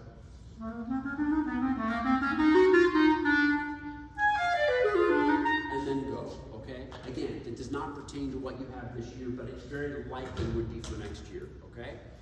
All right, so would you introduce yourself to everybody in a nice, loud, un-Alexa-like voice?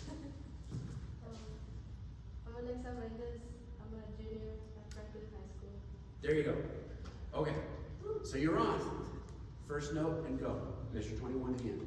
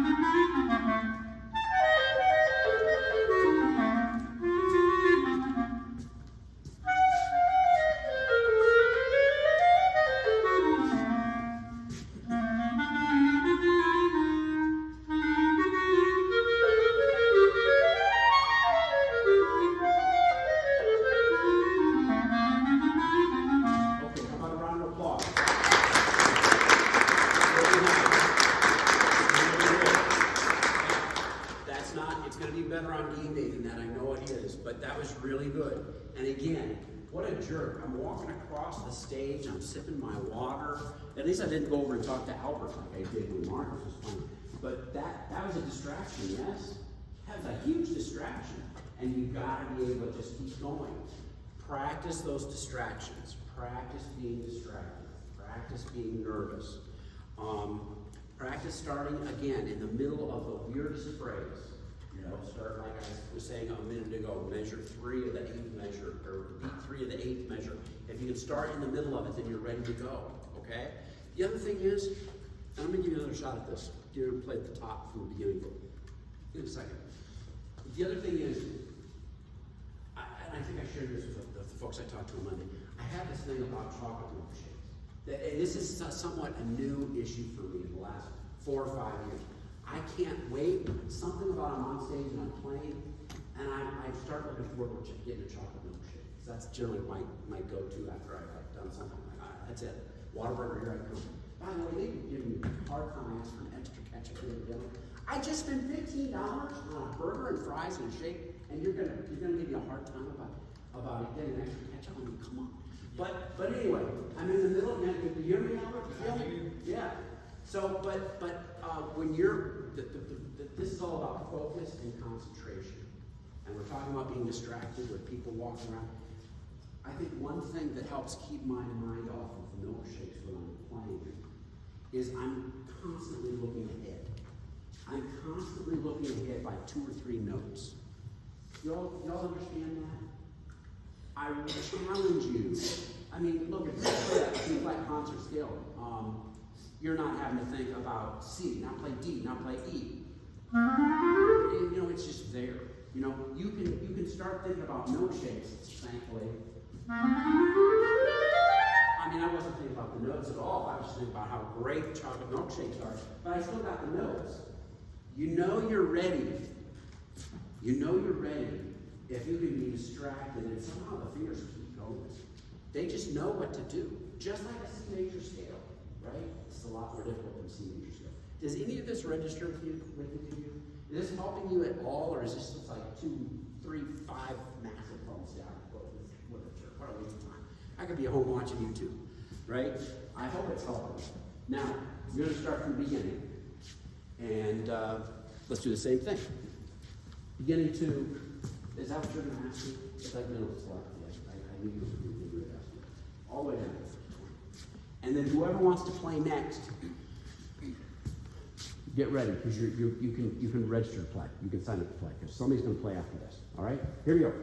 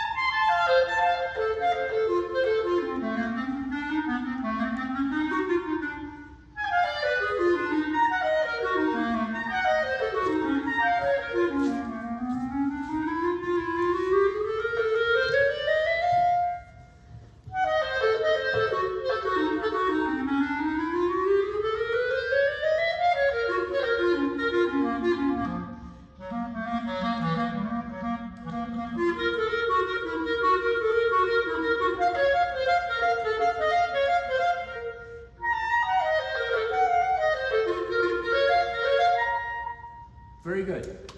So, Alexa, was that a successful performance?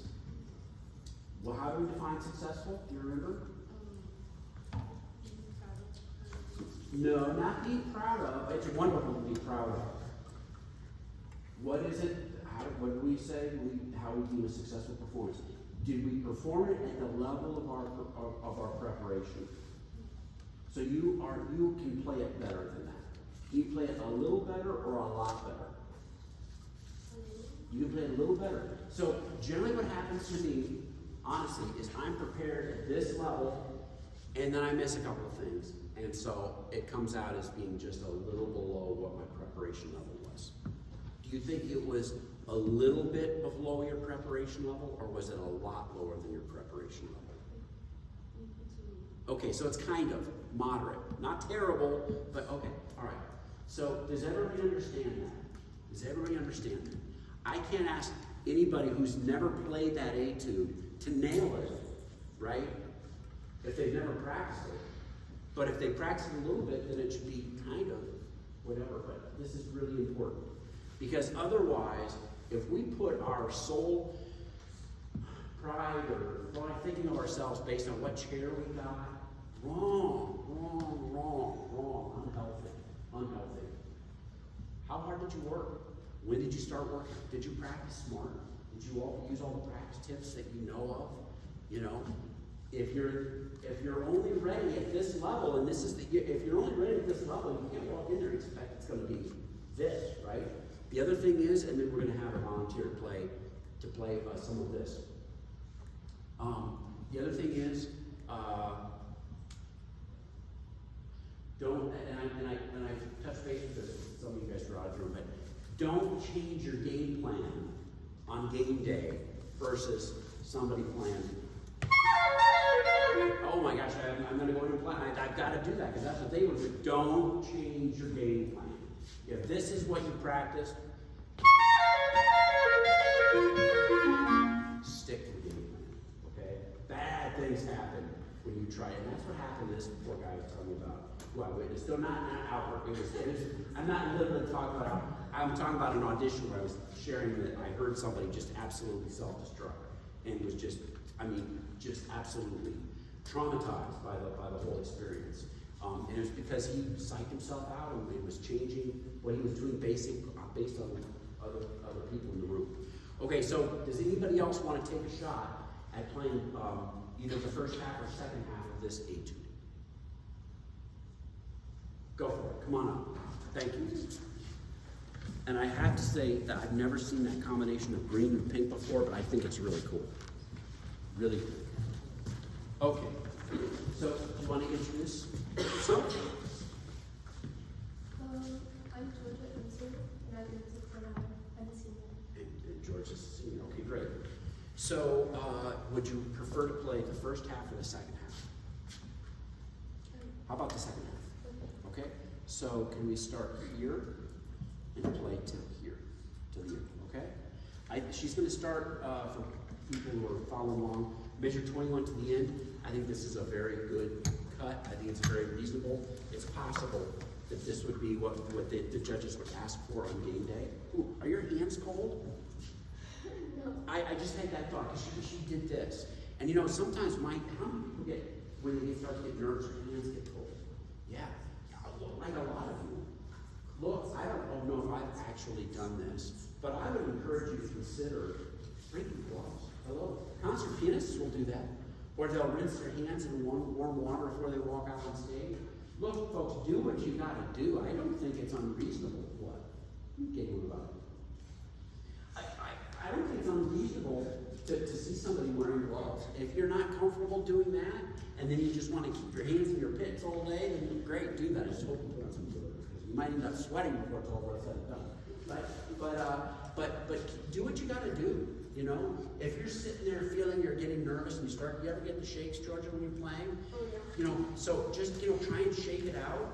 If you're in front of God Country and you're playing in a concert and you're nervous, I don't know if you don't want to show the crowd, but there's no, that you're going to be behind the screen. The judges aren't going to see it. Who cares if anybody else in the room sees? So try and shake out some of that, and then realize that a lot of this nerve stuff, it comes from air, lack of air. Go. Yes. You know, I know who got that from, and it wasn't me. Hi, Diego. Ever say hi to Diego? So, yeah, a banana's good. Just at least rinse your mouth off so you don't end up with banana grit all over the reed and everything. But yeah, that's good too. You ever heard of that one? Banana? Yeah. Yeah, it's supposed to be some kind of chemical magic. I don't know. Well, Lindsay could probably talk about it for 15 minutes, but who wants to hear? Let's talk for 15 minutes. You got me to talk to for an hour and a half. Yeah, I know. He's like, anybody can load it. I don't blame you. All right, so here we go. From that, you're going to play your E flat, and then you count yourself off and then go.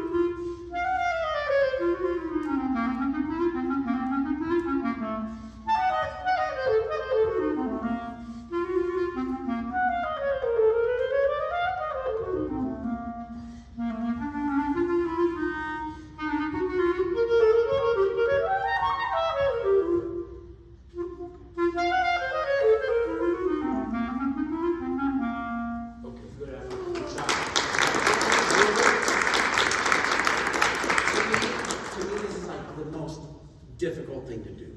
And so those that volunteered and were forced volunteered, thank you for coming up and doing this. Everybody that's sitting here is going to have a chance to do this before they leave. So get yourself geared up, because I'm not going to require it.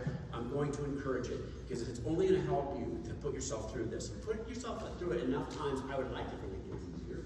I don't know. You think it gets easier? You've been doing this a while, Georgia, right? And really some very nice playing. So, just a couple of brief thoughts. If we can get more dynamics, more crescendo, decrescendo, you know, and I talked to everybody about practicing the importance of slow practice. Were you all here when I was talking about that? Slow practice should be part of every day, not I'm at this level, so I don't have to do the slow practice anymore.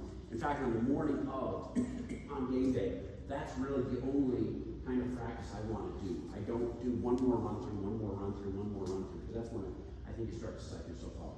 So you know, taking this to the next level for Georgia, I think if we practice, for example, let's see, starting softer here after the breath.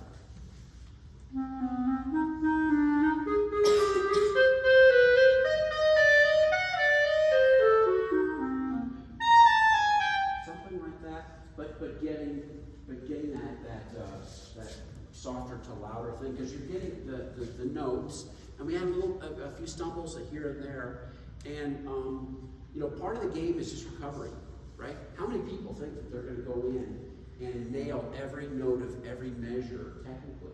You hope to, you want to, you might feel like you're prepared to, but you also, in addition to practicing being nervous and practicing having your fingers cold or practicing being distracted that we've talked about, you also have to practice recovery. If there's a stumble, and then you go right on. I was at TMEA last year, and I sat in on a discussion somebody was giving about nerves, and they were very close friends with a violist who was auditioning for the National Symphony in Washington, D.C., and told the story in her audition. And this happens at all levels. You understand the stuff we're talking about? Reads and air and nervous, all of that stuff. It happens whether you're in middle school, whether you're in high school, whether you're in college, whether you're professional, whether you're whatever. All of this stuff, it's an issue everywhere. And in this violist, world-class violist, auditioning for the National Symphony, crashed and burned on one of the excerpts. And instead of walking off stage, played it again. Ended up getting hired. And she talked to the director afterwards, who was a world-class, long story, Rostovich was his name. Why did you hire me? I really butchered that excerpt. And he said, it was your recovery. After that stumble, you came back in, fire, everything was just there after that. You recovered. That's why you got the job. Nobody else stumbled like that. If they did stumble like that, they were done. They kind of shrank away and they didn't like it. You played even better after the mistake. So don't think because of one stumble, that's it. Try again in a year, you know. Focus on the recovery. Okay? You want to play the first one? First part? Okay. And then who's going to go next? On any excerpt? Anybody? Okay, Hurley will go next. On the second, on the third excerpt, let's go to the third. Now, you played that for me already, right? I think I played it in your audition chair seat. Okay. First note and then go, George. Okay. Thank you.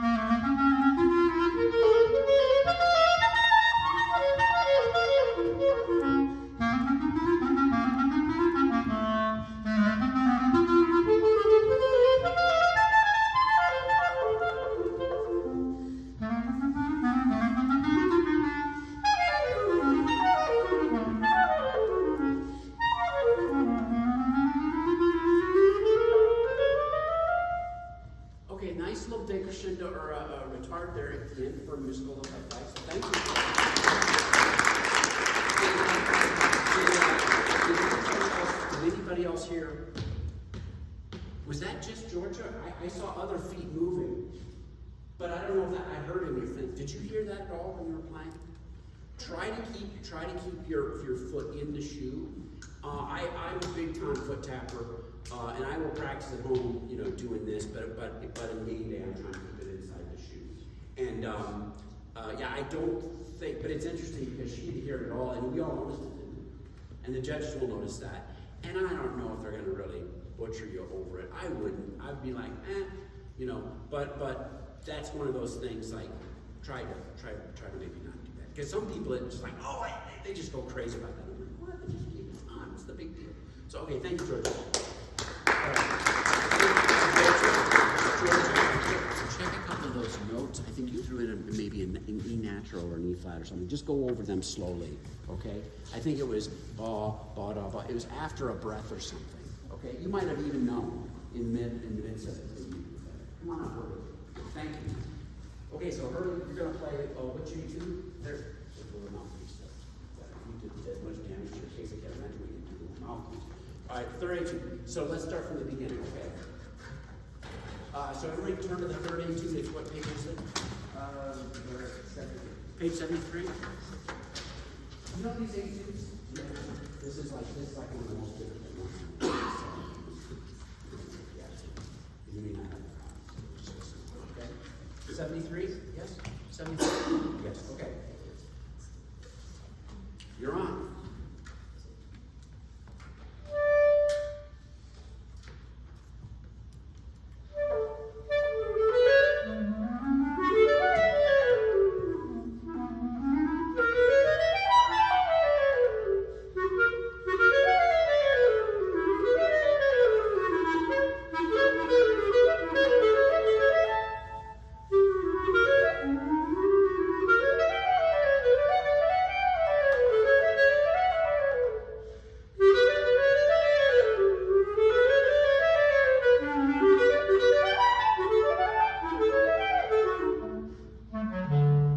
Okay, all right.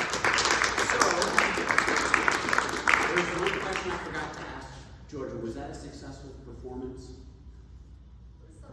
Was it, do you think, if this is your level of preparation, do you think you played at your level of preparation? Just a little below, which again, is confirming what I said before. Generally, that's what happens to me, okay? So now I get to ask Hurley. Hurley, was that a successful performance?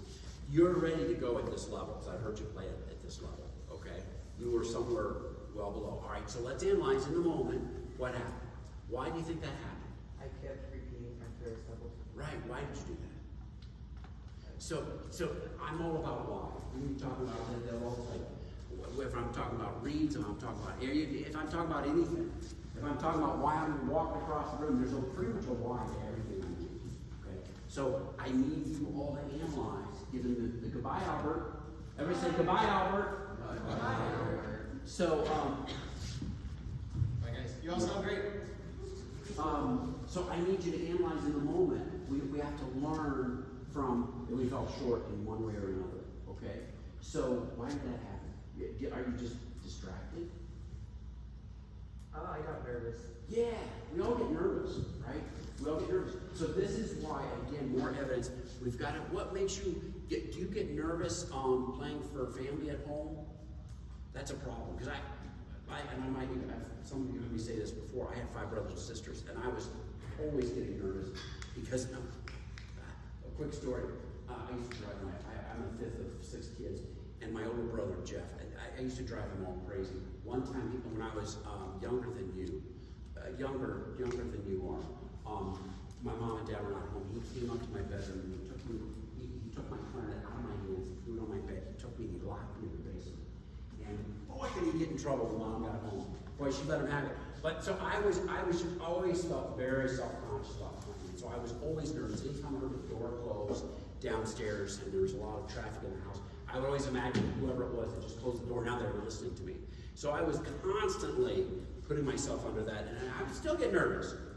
But does playing a band make you nervous? What makes you nervous besides this setting? I feel like I'm gonna forget it. Like it's gonna leave my mind. Like I'm anticipating forgetting it. Yeah. I think what I need you to do, I think what might help you specifically, is to put yourself in this mindset when you're at home. I'm not at home, I'm not in my bedroom, I'm on stage.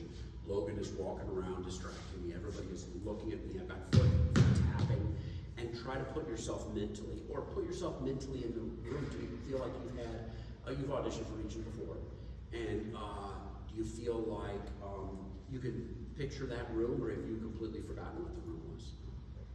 You can picture it. I think we all can, especially if we were traumatized by it, right? So I think we need to put ourselves in that room mentally. Any situation that's going to make you nervous, okay? Try to be looking ahead. Try to focus on our breathing.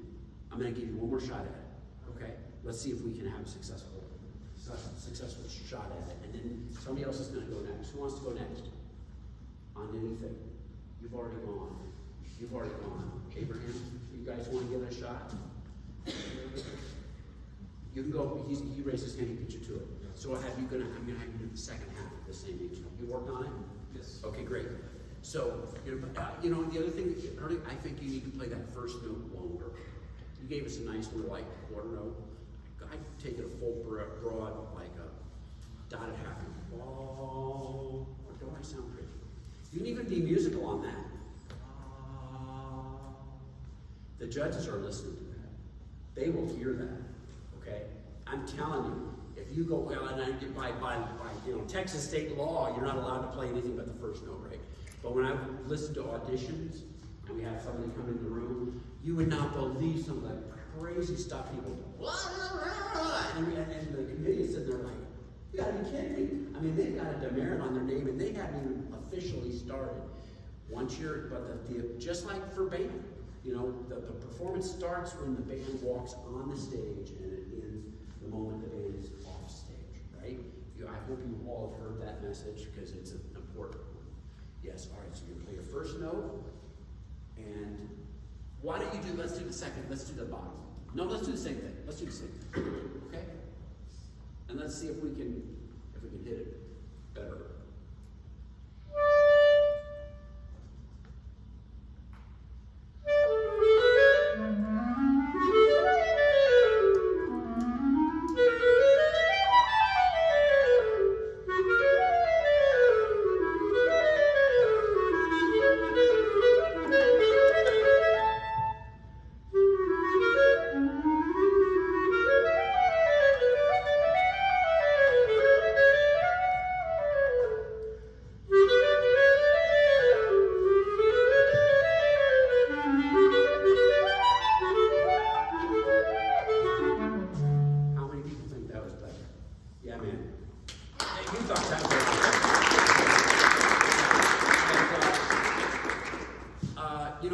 Was it coincidence or not that when I just started walking here, all of a sudden you had a little bobble? Did you notice me? Did you know you had a bobble? Did I distract you is my question? Okay, shoot. I was hoping to take credit for that. And or the blame. Yeah, it was all your fault. If you hadn't walked across there, I would have nailed that. No, that's a really good job. Thank you. Have a seat. Another thought to keep in mind, watch your rhythm coming off of breaths, right? Just because we have a breath does not entitle us to take a quarter rest after the breath.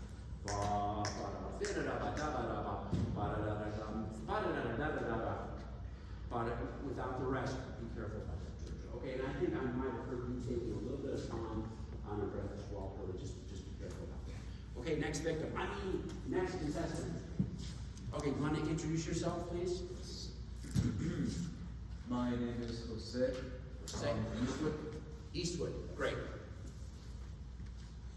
And so, which you're going to play the bottom half, yes. And what year in school are you? Oh, my school? Yeah, no, what year? Oh, I'm a senior. You're senior. Okay, good. So, so you haven't been sitting there the whole time with the reed on the mouthpiece, I hope. Have you rewet the reed? I'm doing that better. No, but you're only, see, I'm glad you're being honest with me. The problem is, he's only wetting one side of the reed. You gotta wet both sides of the reed. So you gotta take the reed off and wet. This is important. This is so important. We spend all this time learning all these rhythms and all these tricks of the trade and the variety flat fingers and all of this, and then we don't know that, oh, I have to take the reed off and wet both sides. Trust me, big difference. Okay, slap it on there. And then we're going to go to the slow etude next. I have any takers that want to volunteer, like any ATSSB people. You already went. If we have a chance to go around it, you played, I might have you. Oh, you want to? And you're ATSSB, yes. Great. So have you go, and then who said they want to go? You'll do the first half of the slow etude in a moment. That first this guy. Okay. All right. Oh, and Herbert, I still think you're going to play that first one a little longer. Oh, that's not going to violate any state regulations or anything. Ball. Okay. Jose.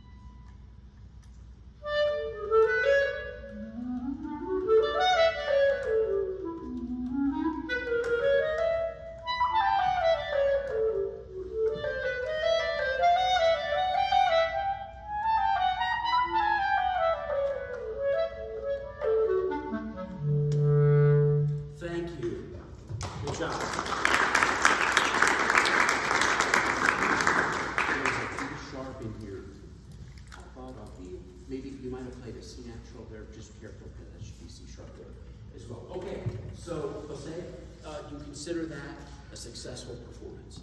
Does that meet the level of your preparation? Is that pretty much how it goes when you're at home? Or does it go better or a little worse? It usually goes better. It usually goes better, but what kept it from being better? A little nervous? Anything else? I'm not a big fan of the read. I think the read was holding you back. Okay? And maybe because you left the read on there for too long and it's maybe dried out. For people that are performing, it's a week from Saturday, December 7th, yes? If I'm performing an audition on December 7th, you know when I'm starting my reads? On Friday of this week. I'm starting 9 days out with a new box of reads. Not with 2 reads and praying and hoping that one of those 2, with a full box of reads, and I'm breaking them in. You break your reads in gradually, and I'm jumping ahead of myself, because if you read the read sheet that I handed out, you'll know this.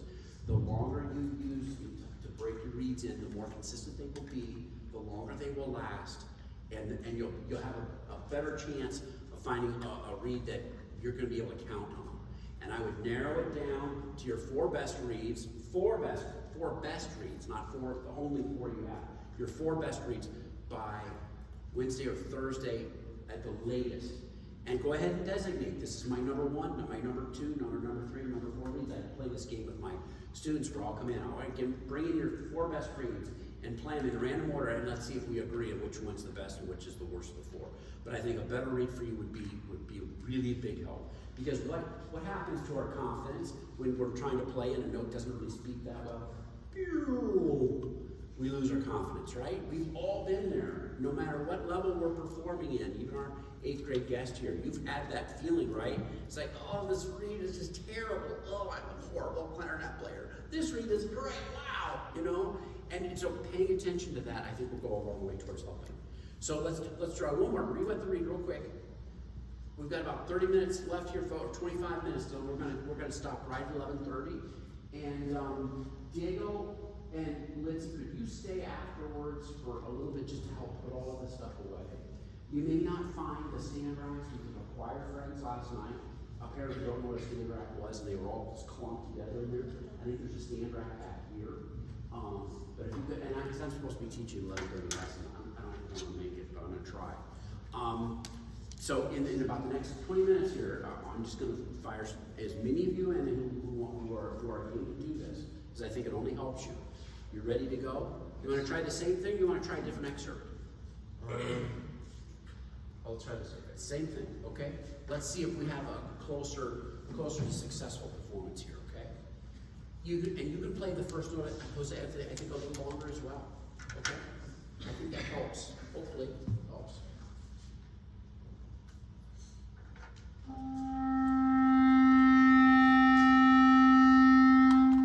Wait, where are you starting? My shoulder is 5. Okay, great.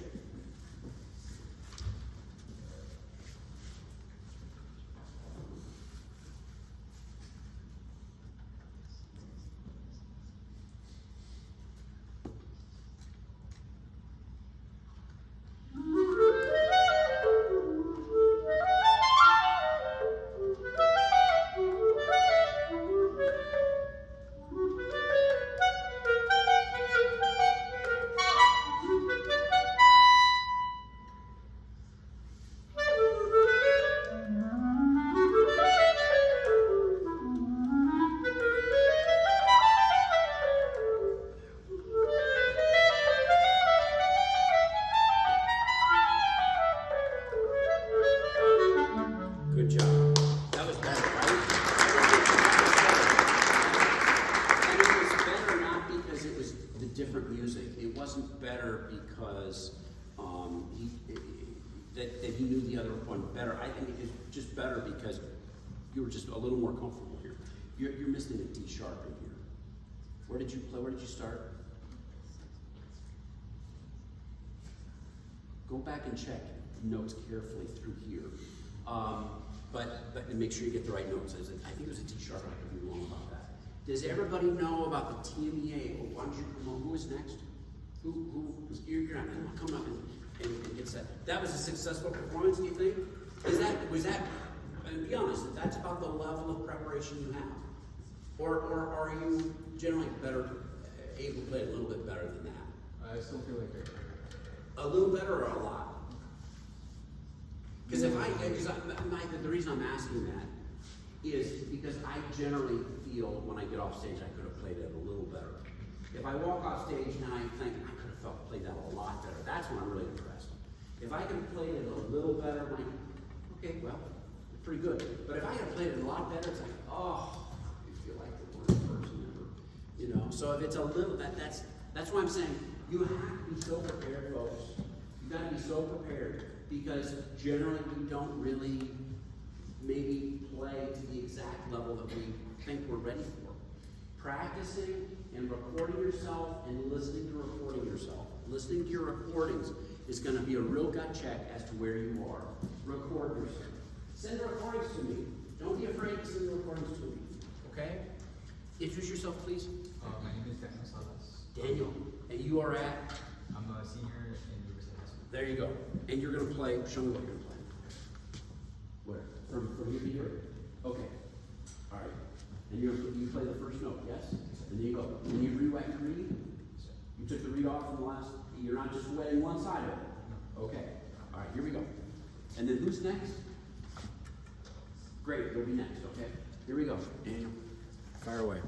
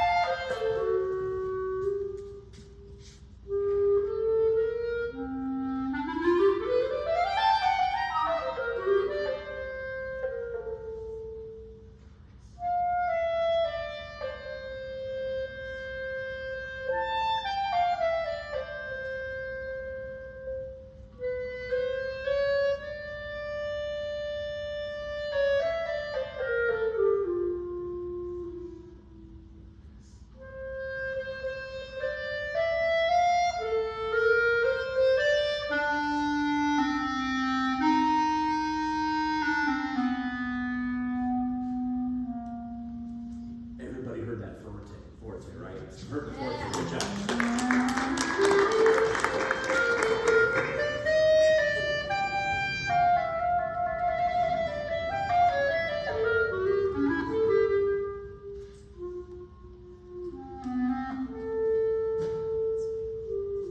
And he's so focused.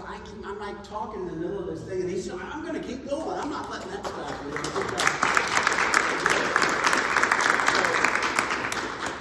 Did that mean your level of preparation?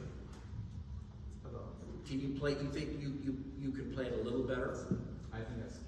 You think that's as good as you can do it? But you practice smart between now and game day. You've got more time than most people in the room. You can play that even better. Talk about some of the stuff that we're doing in here. Make sure from this point, whether your audition's on December 7th or December 14th, one portion of every day. And yes, you're practicing every day. I would even be, parents might not like, I think it'd be a good idea to play it because it's a little good on Thanksgiving. But if you take one day off, okay, take Thanksgiving off. But that's it. No more breaks, okay? And a portion of every day, you're putting yourself in that room mentally. Okay, this is it. I gotta keep going no matter what.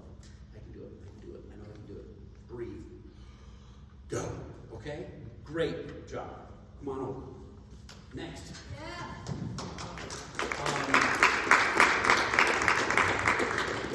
While our next victim is coming up here, I'm just trying to think of any other nuggets. How about questions? We only have 18 minutes left here, folks. Any questions? It's now or never to ask me any questions, anything. What can I do to help? Okay. Somebody's got to be thinking about who's going to be next. It's going to be you. Are you going to be next? Yes, I think. I think we. All right. So what are we doing here?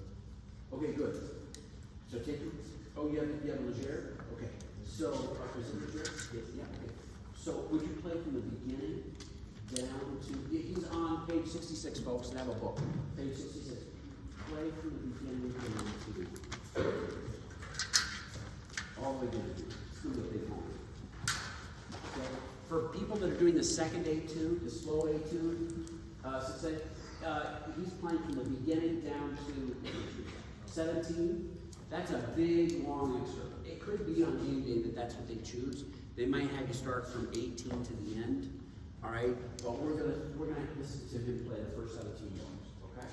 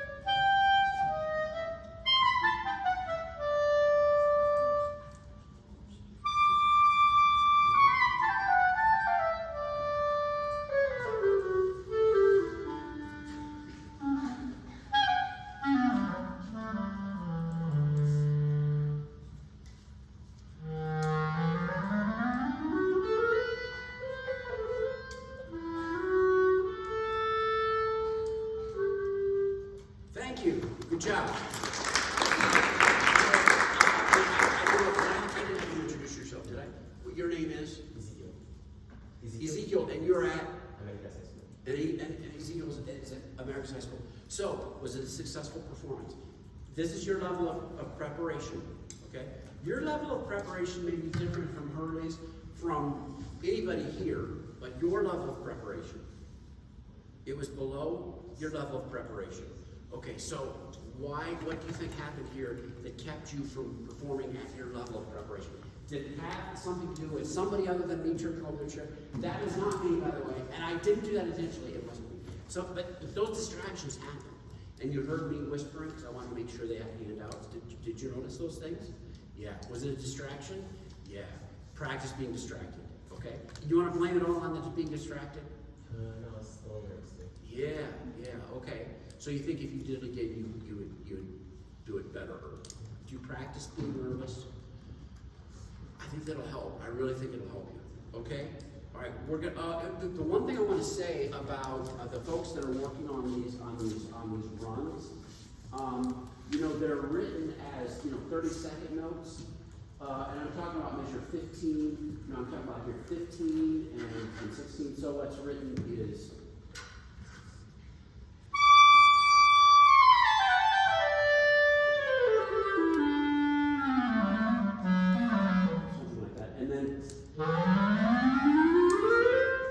That's what's written, but we don't do that. We start the beginning of all of these sections. It's a cadenza. So you think of the first few notes as quarter notes.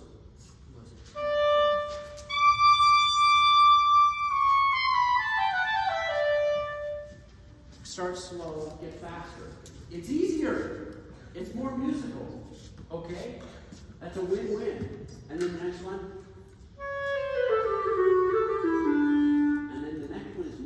Which means a bit slower.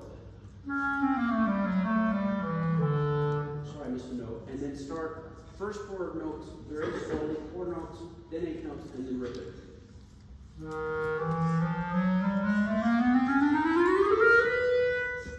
That's a lot easier than what you just tried to do. Okay?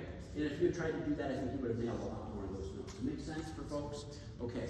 Thank you, Ezekiel. All right, so who's next? One more time. Besides Jackson, anybody else is going to play? You don't have to play. You want to show the world your green and purple shoes? I mean, they're the bomb. Okay? All right, so we're going to have Jackson go first, and then I'll have you play. Jackson, what do you want to play for us? Do you have any music? Yes, sir. The slow etude. Okay, why don't you do what he didn't play? We're going to have you start on the next measure. Good enough? Fair? Where's your music? Okay, great. Okay. 12 more minutes and then you're good. Oh, finally. This guy goes on and on and on. I can't stand it.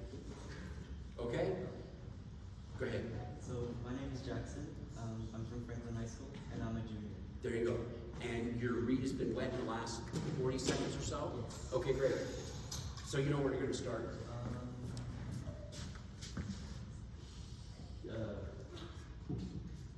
Here. Here to here, okay? And then somebody else can talk if they want to play. Hey, you already played. Who's next? Who's gonna be next? I'm not, oh, that's right, sorry. So, I already forgot green shoes. Green pink shoes, sorry. Okay, so, and you can choose anything you want to play from the Etudes, any of it, okay? First note and then go, Jackson.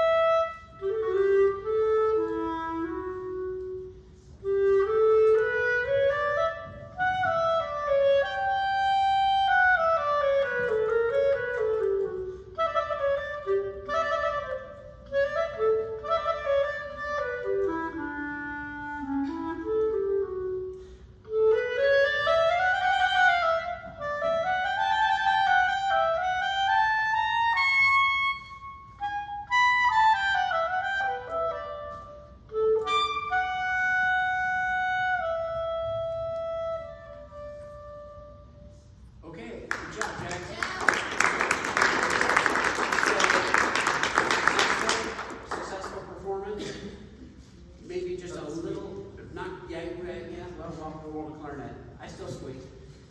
Did it go a little worse than your level of preparation, or right at your level of preparation? Lower. A little bit lower, or a lot lower? Like 1/4.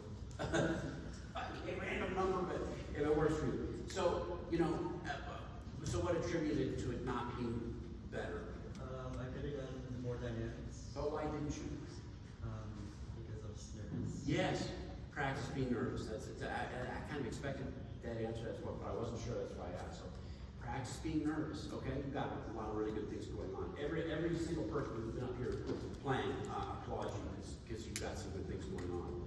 Great. I think we have time for one more, maybe. Unless I don't want anybody going home and then somebody at home saying, "So how did it go?" And then you say, "Oh, geez, I really wanted to play, but that jerk Logan wouldn't let me play." You have a chance to play if you want to. Okay? After. Come on up. After you.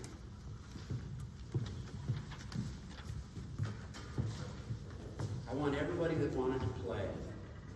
Okay? So what do you want to play? Which of the Etudes? Okay, she's going to do from the this is the slow Etude, page 66, from the beginning to measure 15. Okay?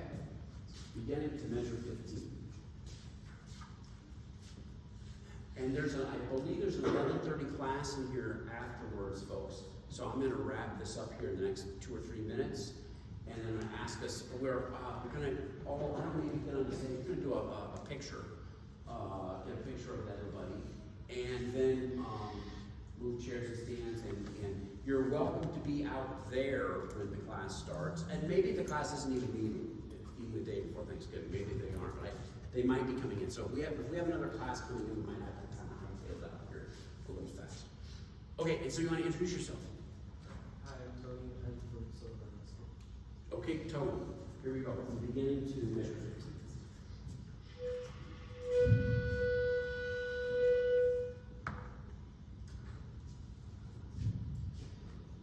And that's smart, what he's doing. The reed wasn't quite where he wanted it. And if I were you in that situation, I'm like, oh man, I've got to recheck this reed.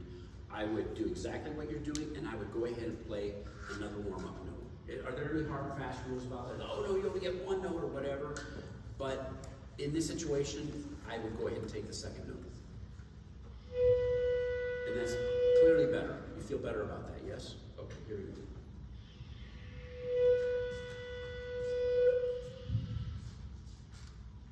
What happened? So, during those breaks where they let everybody play in the room, plan B read. Yes? Make sure you're playing across the break and just make sure everything is right there. But you've been sitting here for what?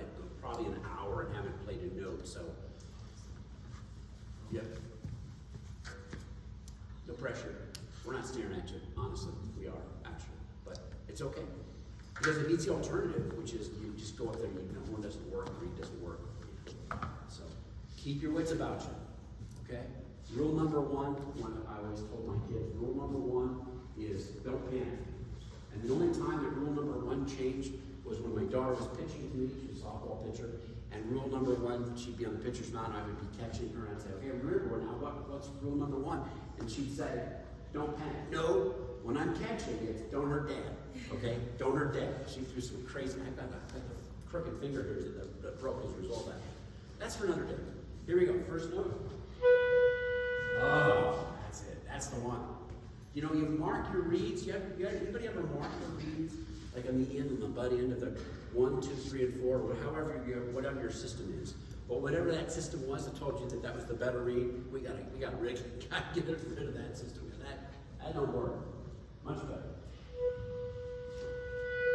Okay, I'm gonna stop you because you didn't count yourself off. I shut up for a moment and you started playing. Count yourself off. 1, 2, 3.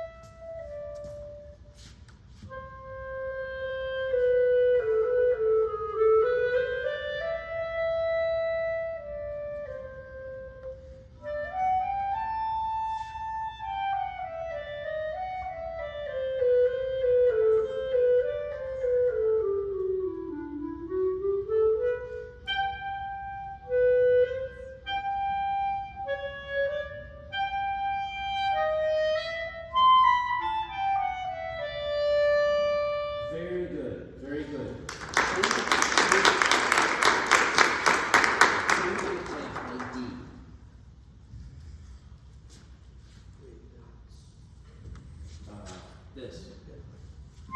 Right. Now play that without that little thing. With it. You have to have it with it. And you played it without. Okay? Everybody knows in their high D, everything above C sharp, you use your E flat, A flat, D. Sometimes we get lazy or forget. Make sure you're using your E flat, A flat, D. I mean, really, really good sound. A couple of things. Make sure your tongue.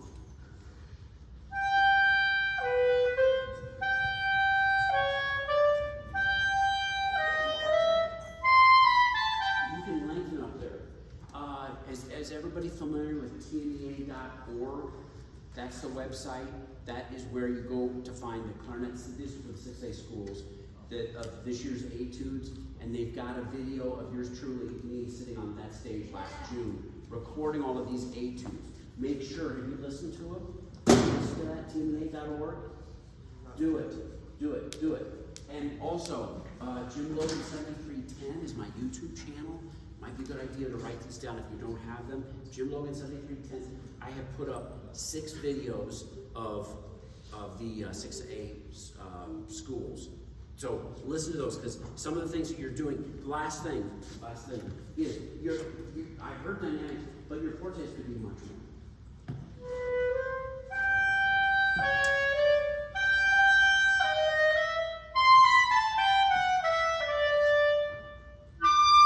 I mean, everybody in the room has to be like, oh yeah, that's forte, okay? I think some people in the room, and I'm jumping ahead, but I think they might have thought it was like notes of forte. You really, and keep the fundamentals, corners firm, and everything. I think I would love to hear more louder dynamics from you, which is true of about 90% of the people I would listen to on game day, okay? I want to thank you all for putting up with me in my silliness, but and I really appreciate it. I know some people came in late, and I give you credit. No, I'm not singling out Jordan. Anybody who came in late, you know, the main thing is that you got here in some form of capacity, And again, I wanna help, so please stay in touch with me. I will try to reach out to you, each of you, and send me recordings and put, if you're not a senior, it doesn't matter if you're a senior, but the rest of you put Wednesday before Thanksgiving 2025 on your calendars, because we're gonna do this same thing, same place, okay? Questions? Could we all, where should we go to get, go? Do you have any ways I can practice better? Like any ways? that Yes. I can practice better? Yes, give me your name again. Let's move forward. And what school? So, Give me write down your email address here. I have practice techniques, and we didn't talk about them. But there are series of practice techniques, a bunch of you we've talked about, that I will send to you. So here's a, there you go. Yeah, just your email. And then put an arrow for your name. And I will try to send that, to you too. Some of what we were talking about, a lot of what we're talking about were actually practice techniques, yes? But I will go much more in depth on how I learn to wiggle my fingers as fast as I do. Okay? Where can we do a quick picture? Well, I gotta Stands down, the first one that stands down, sitting down.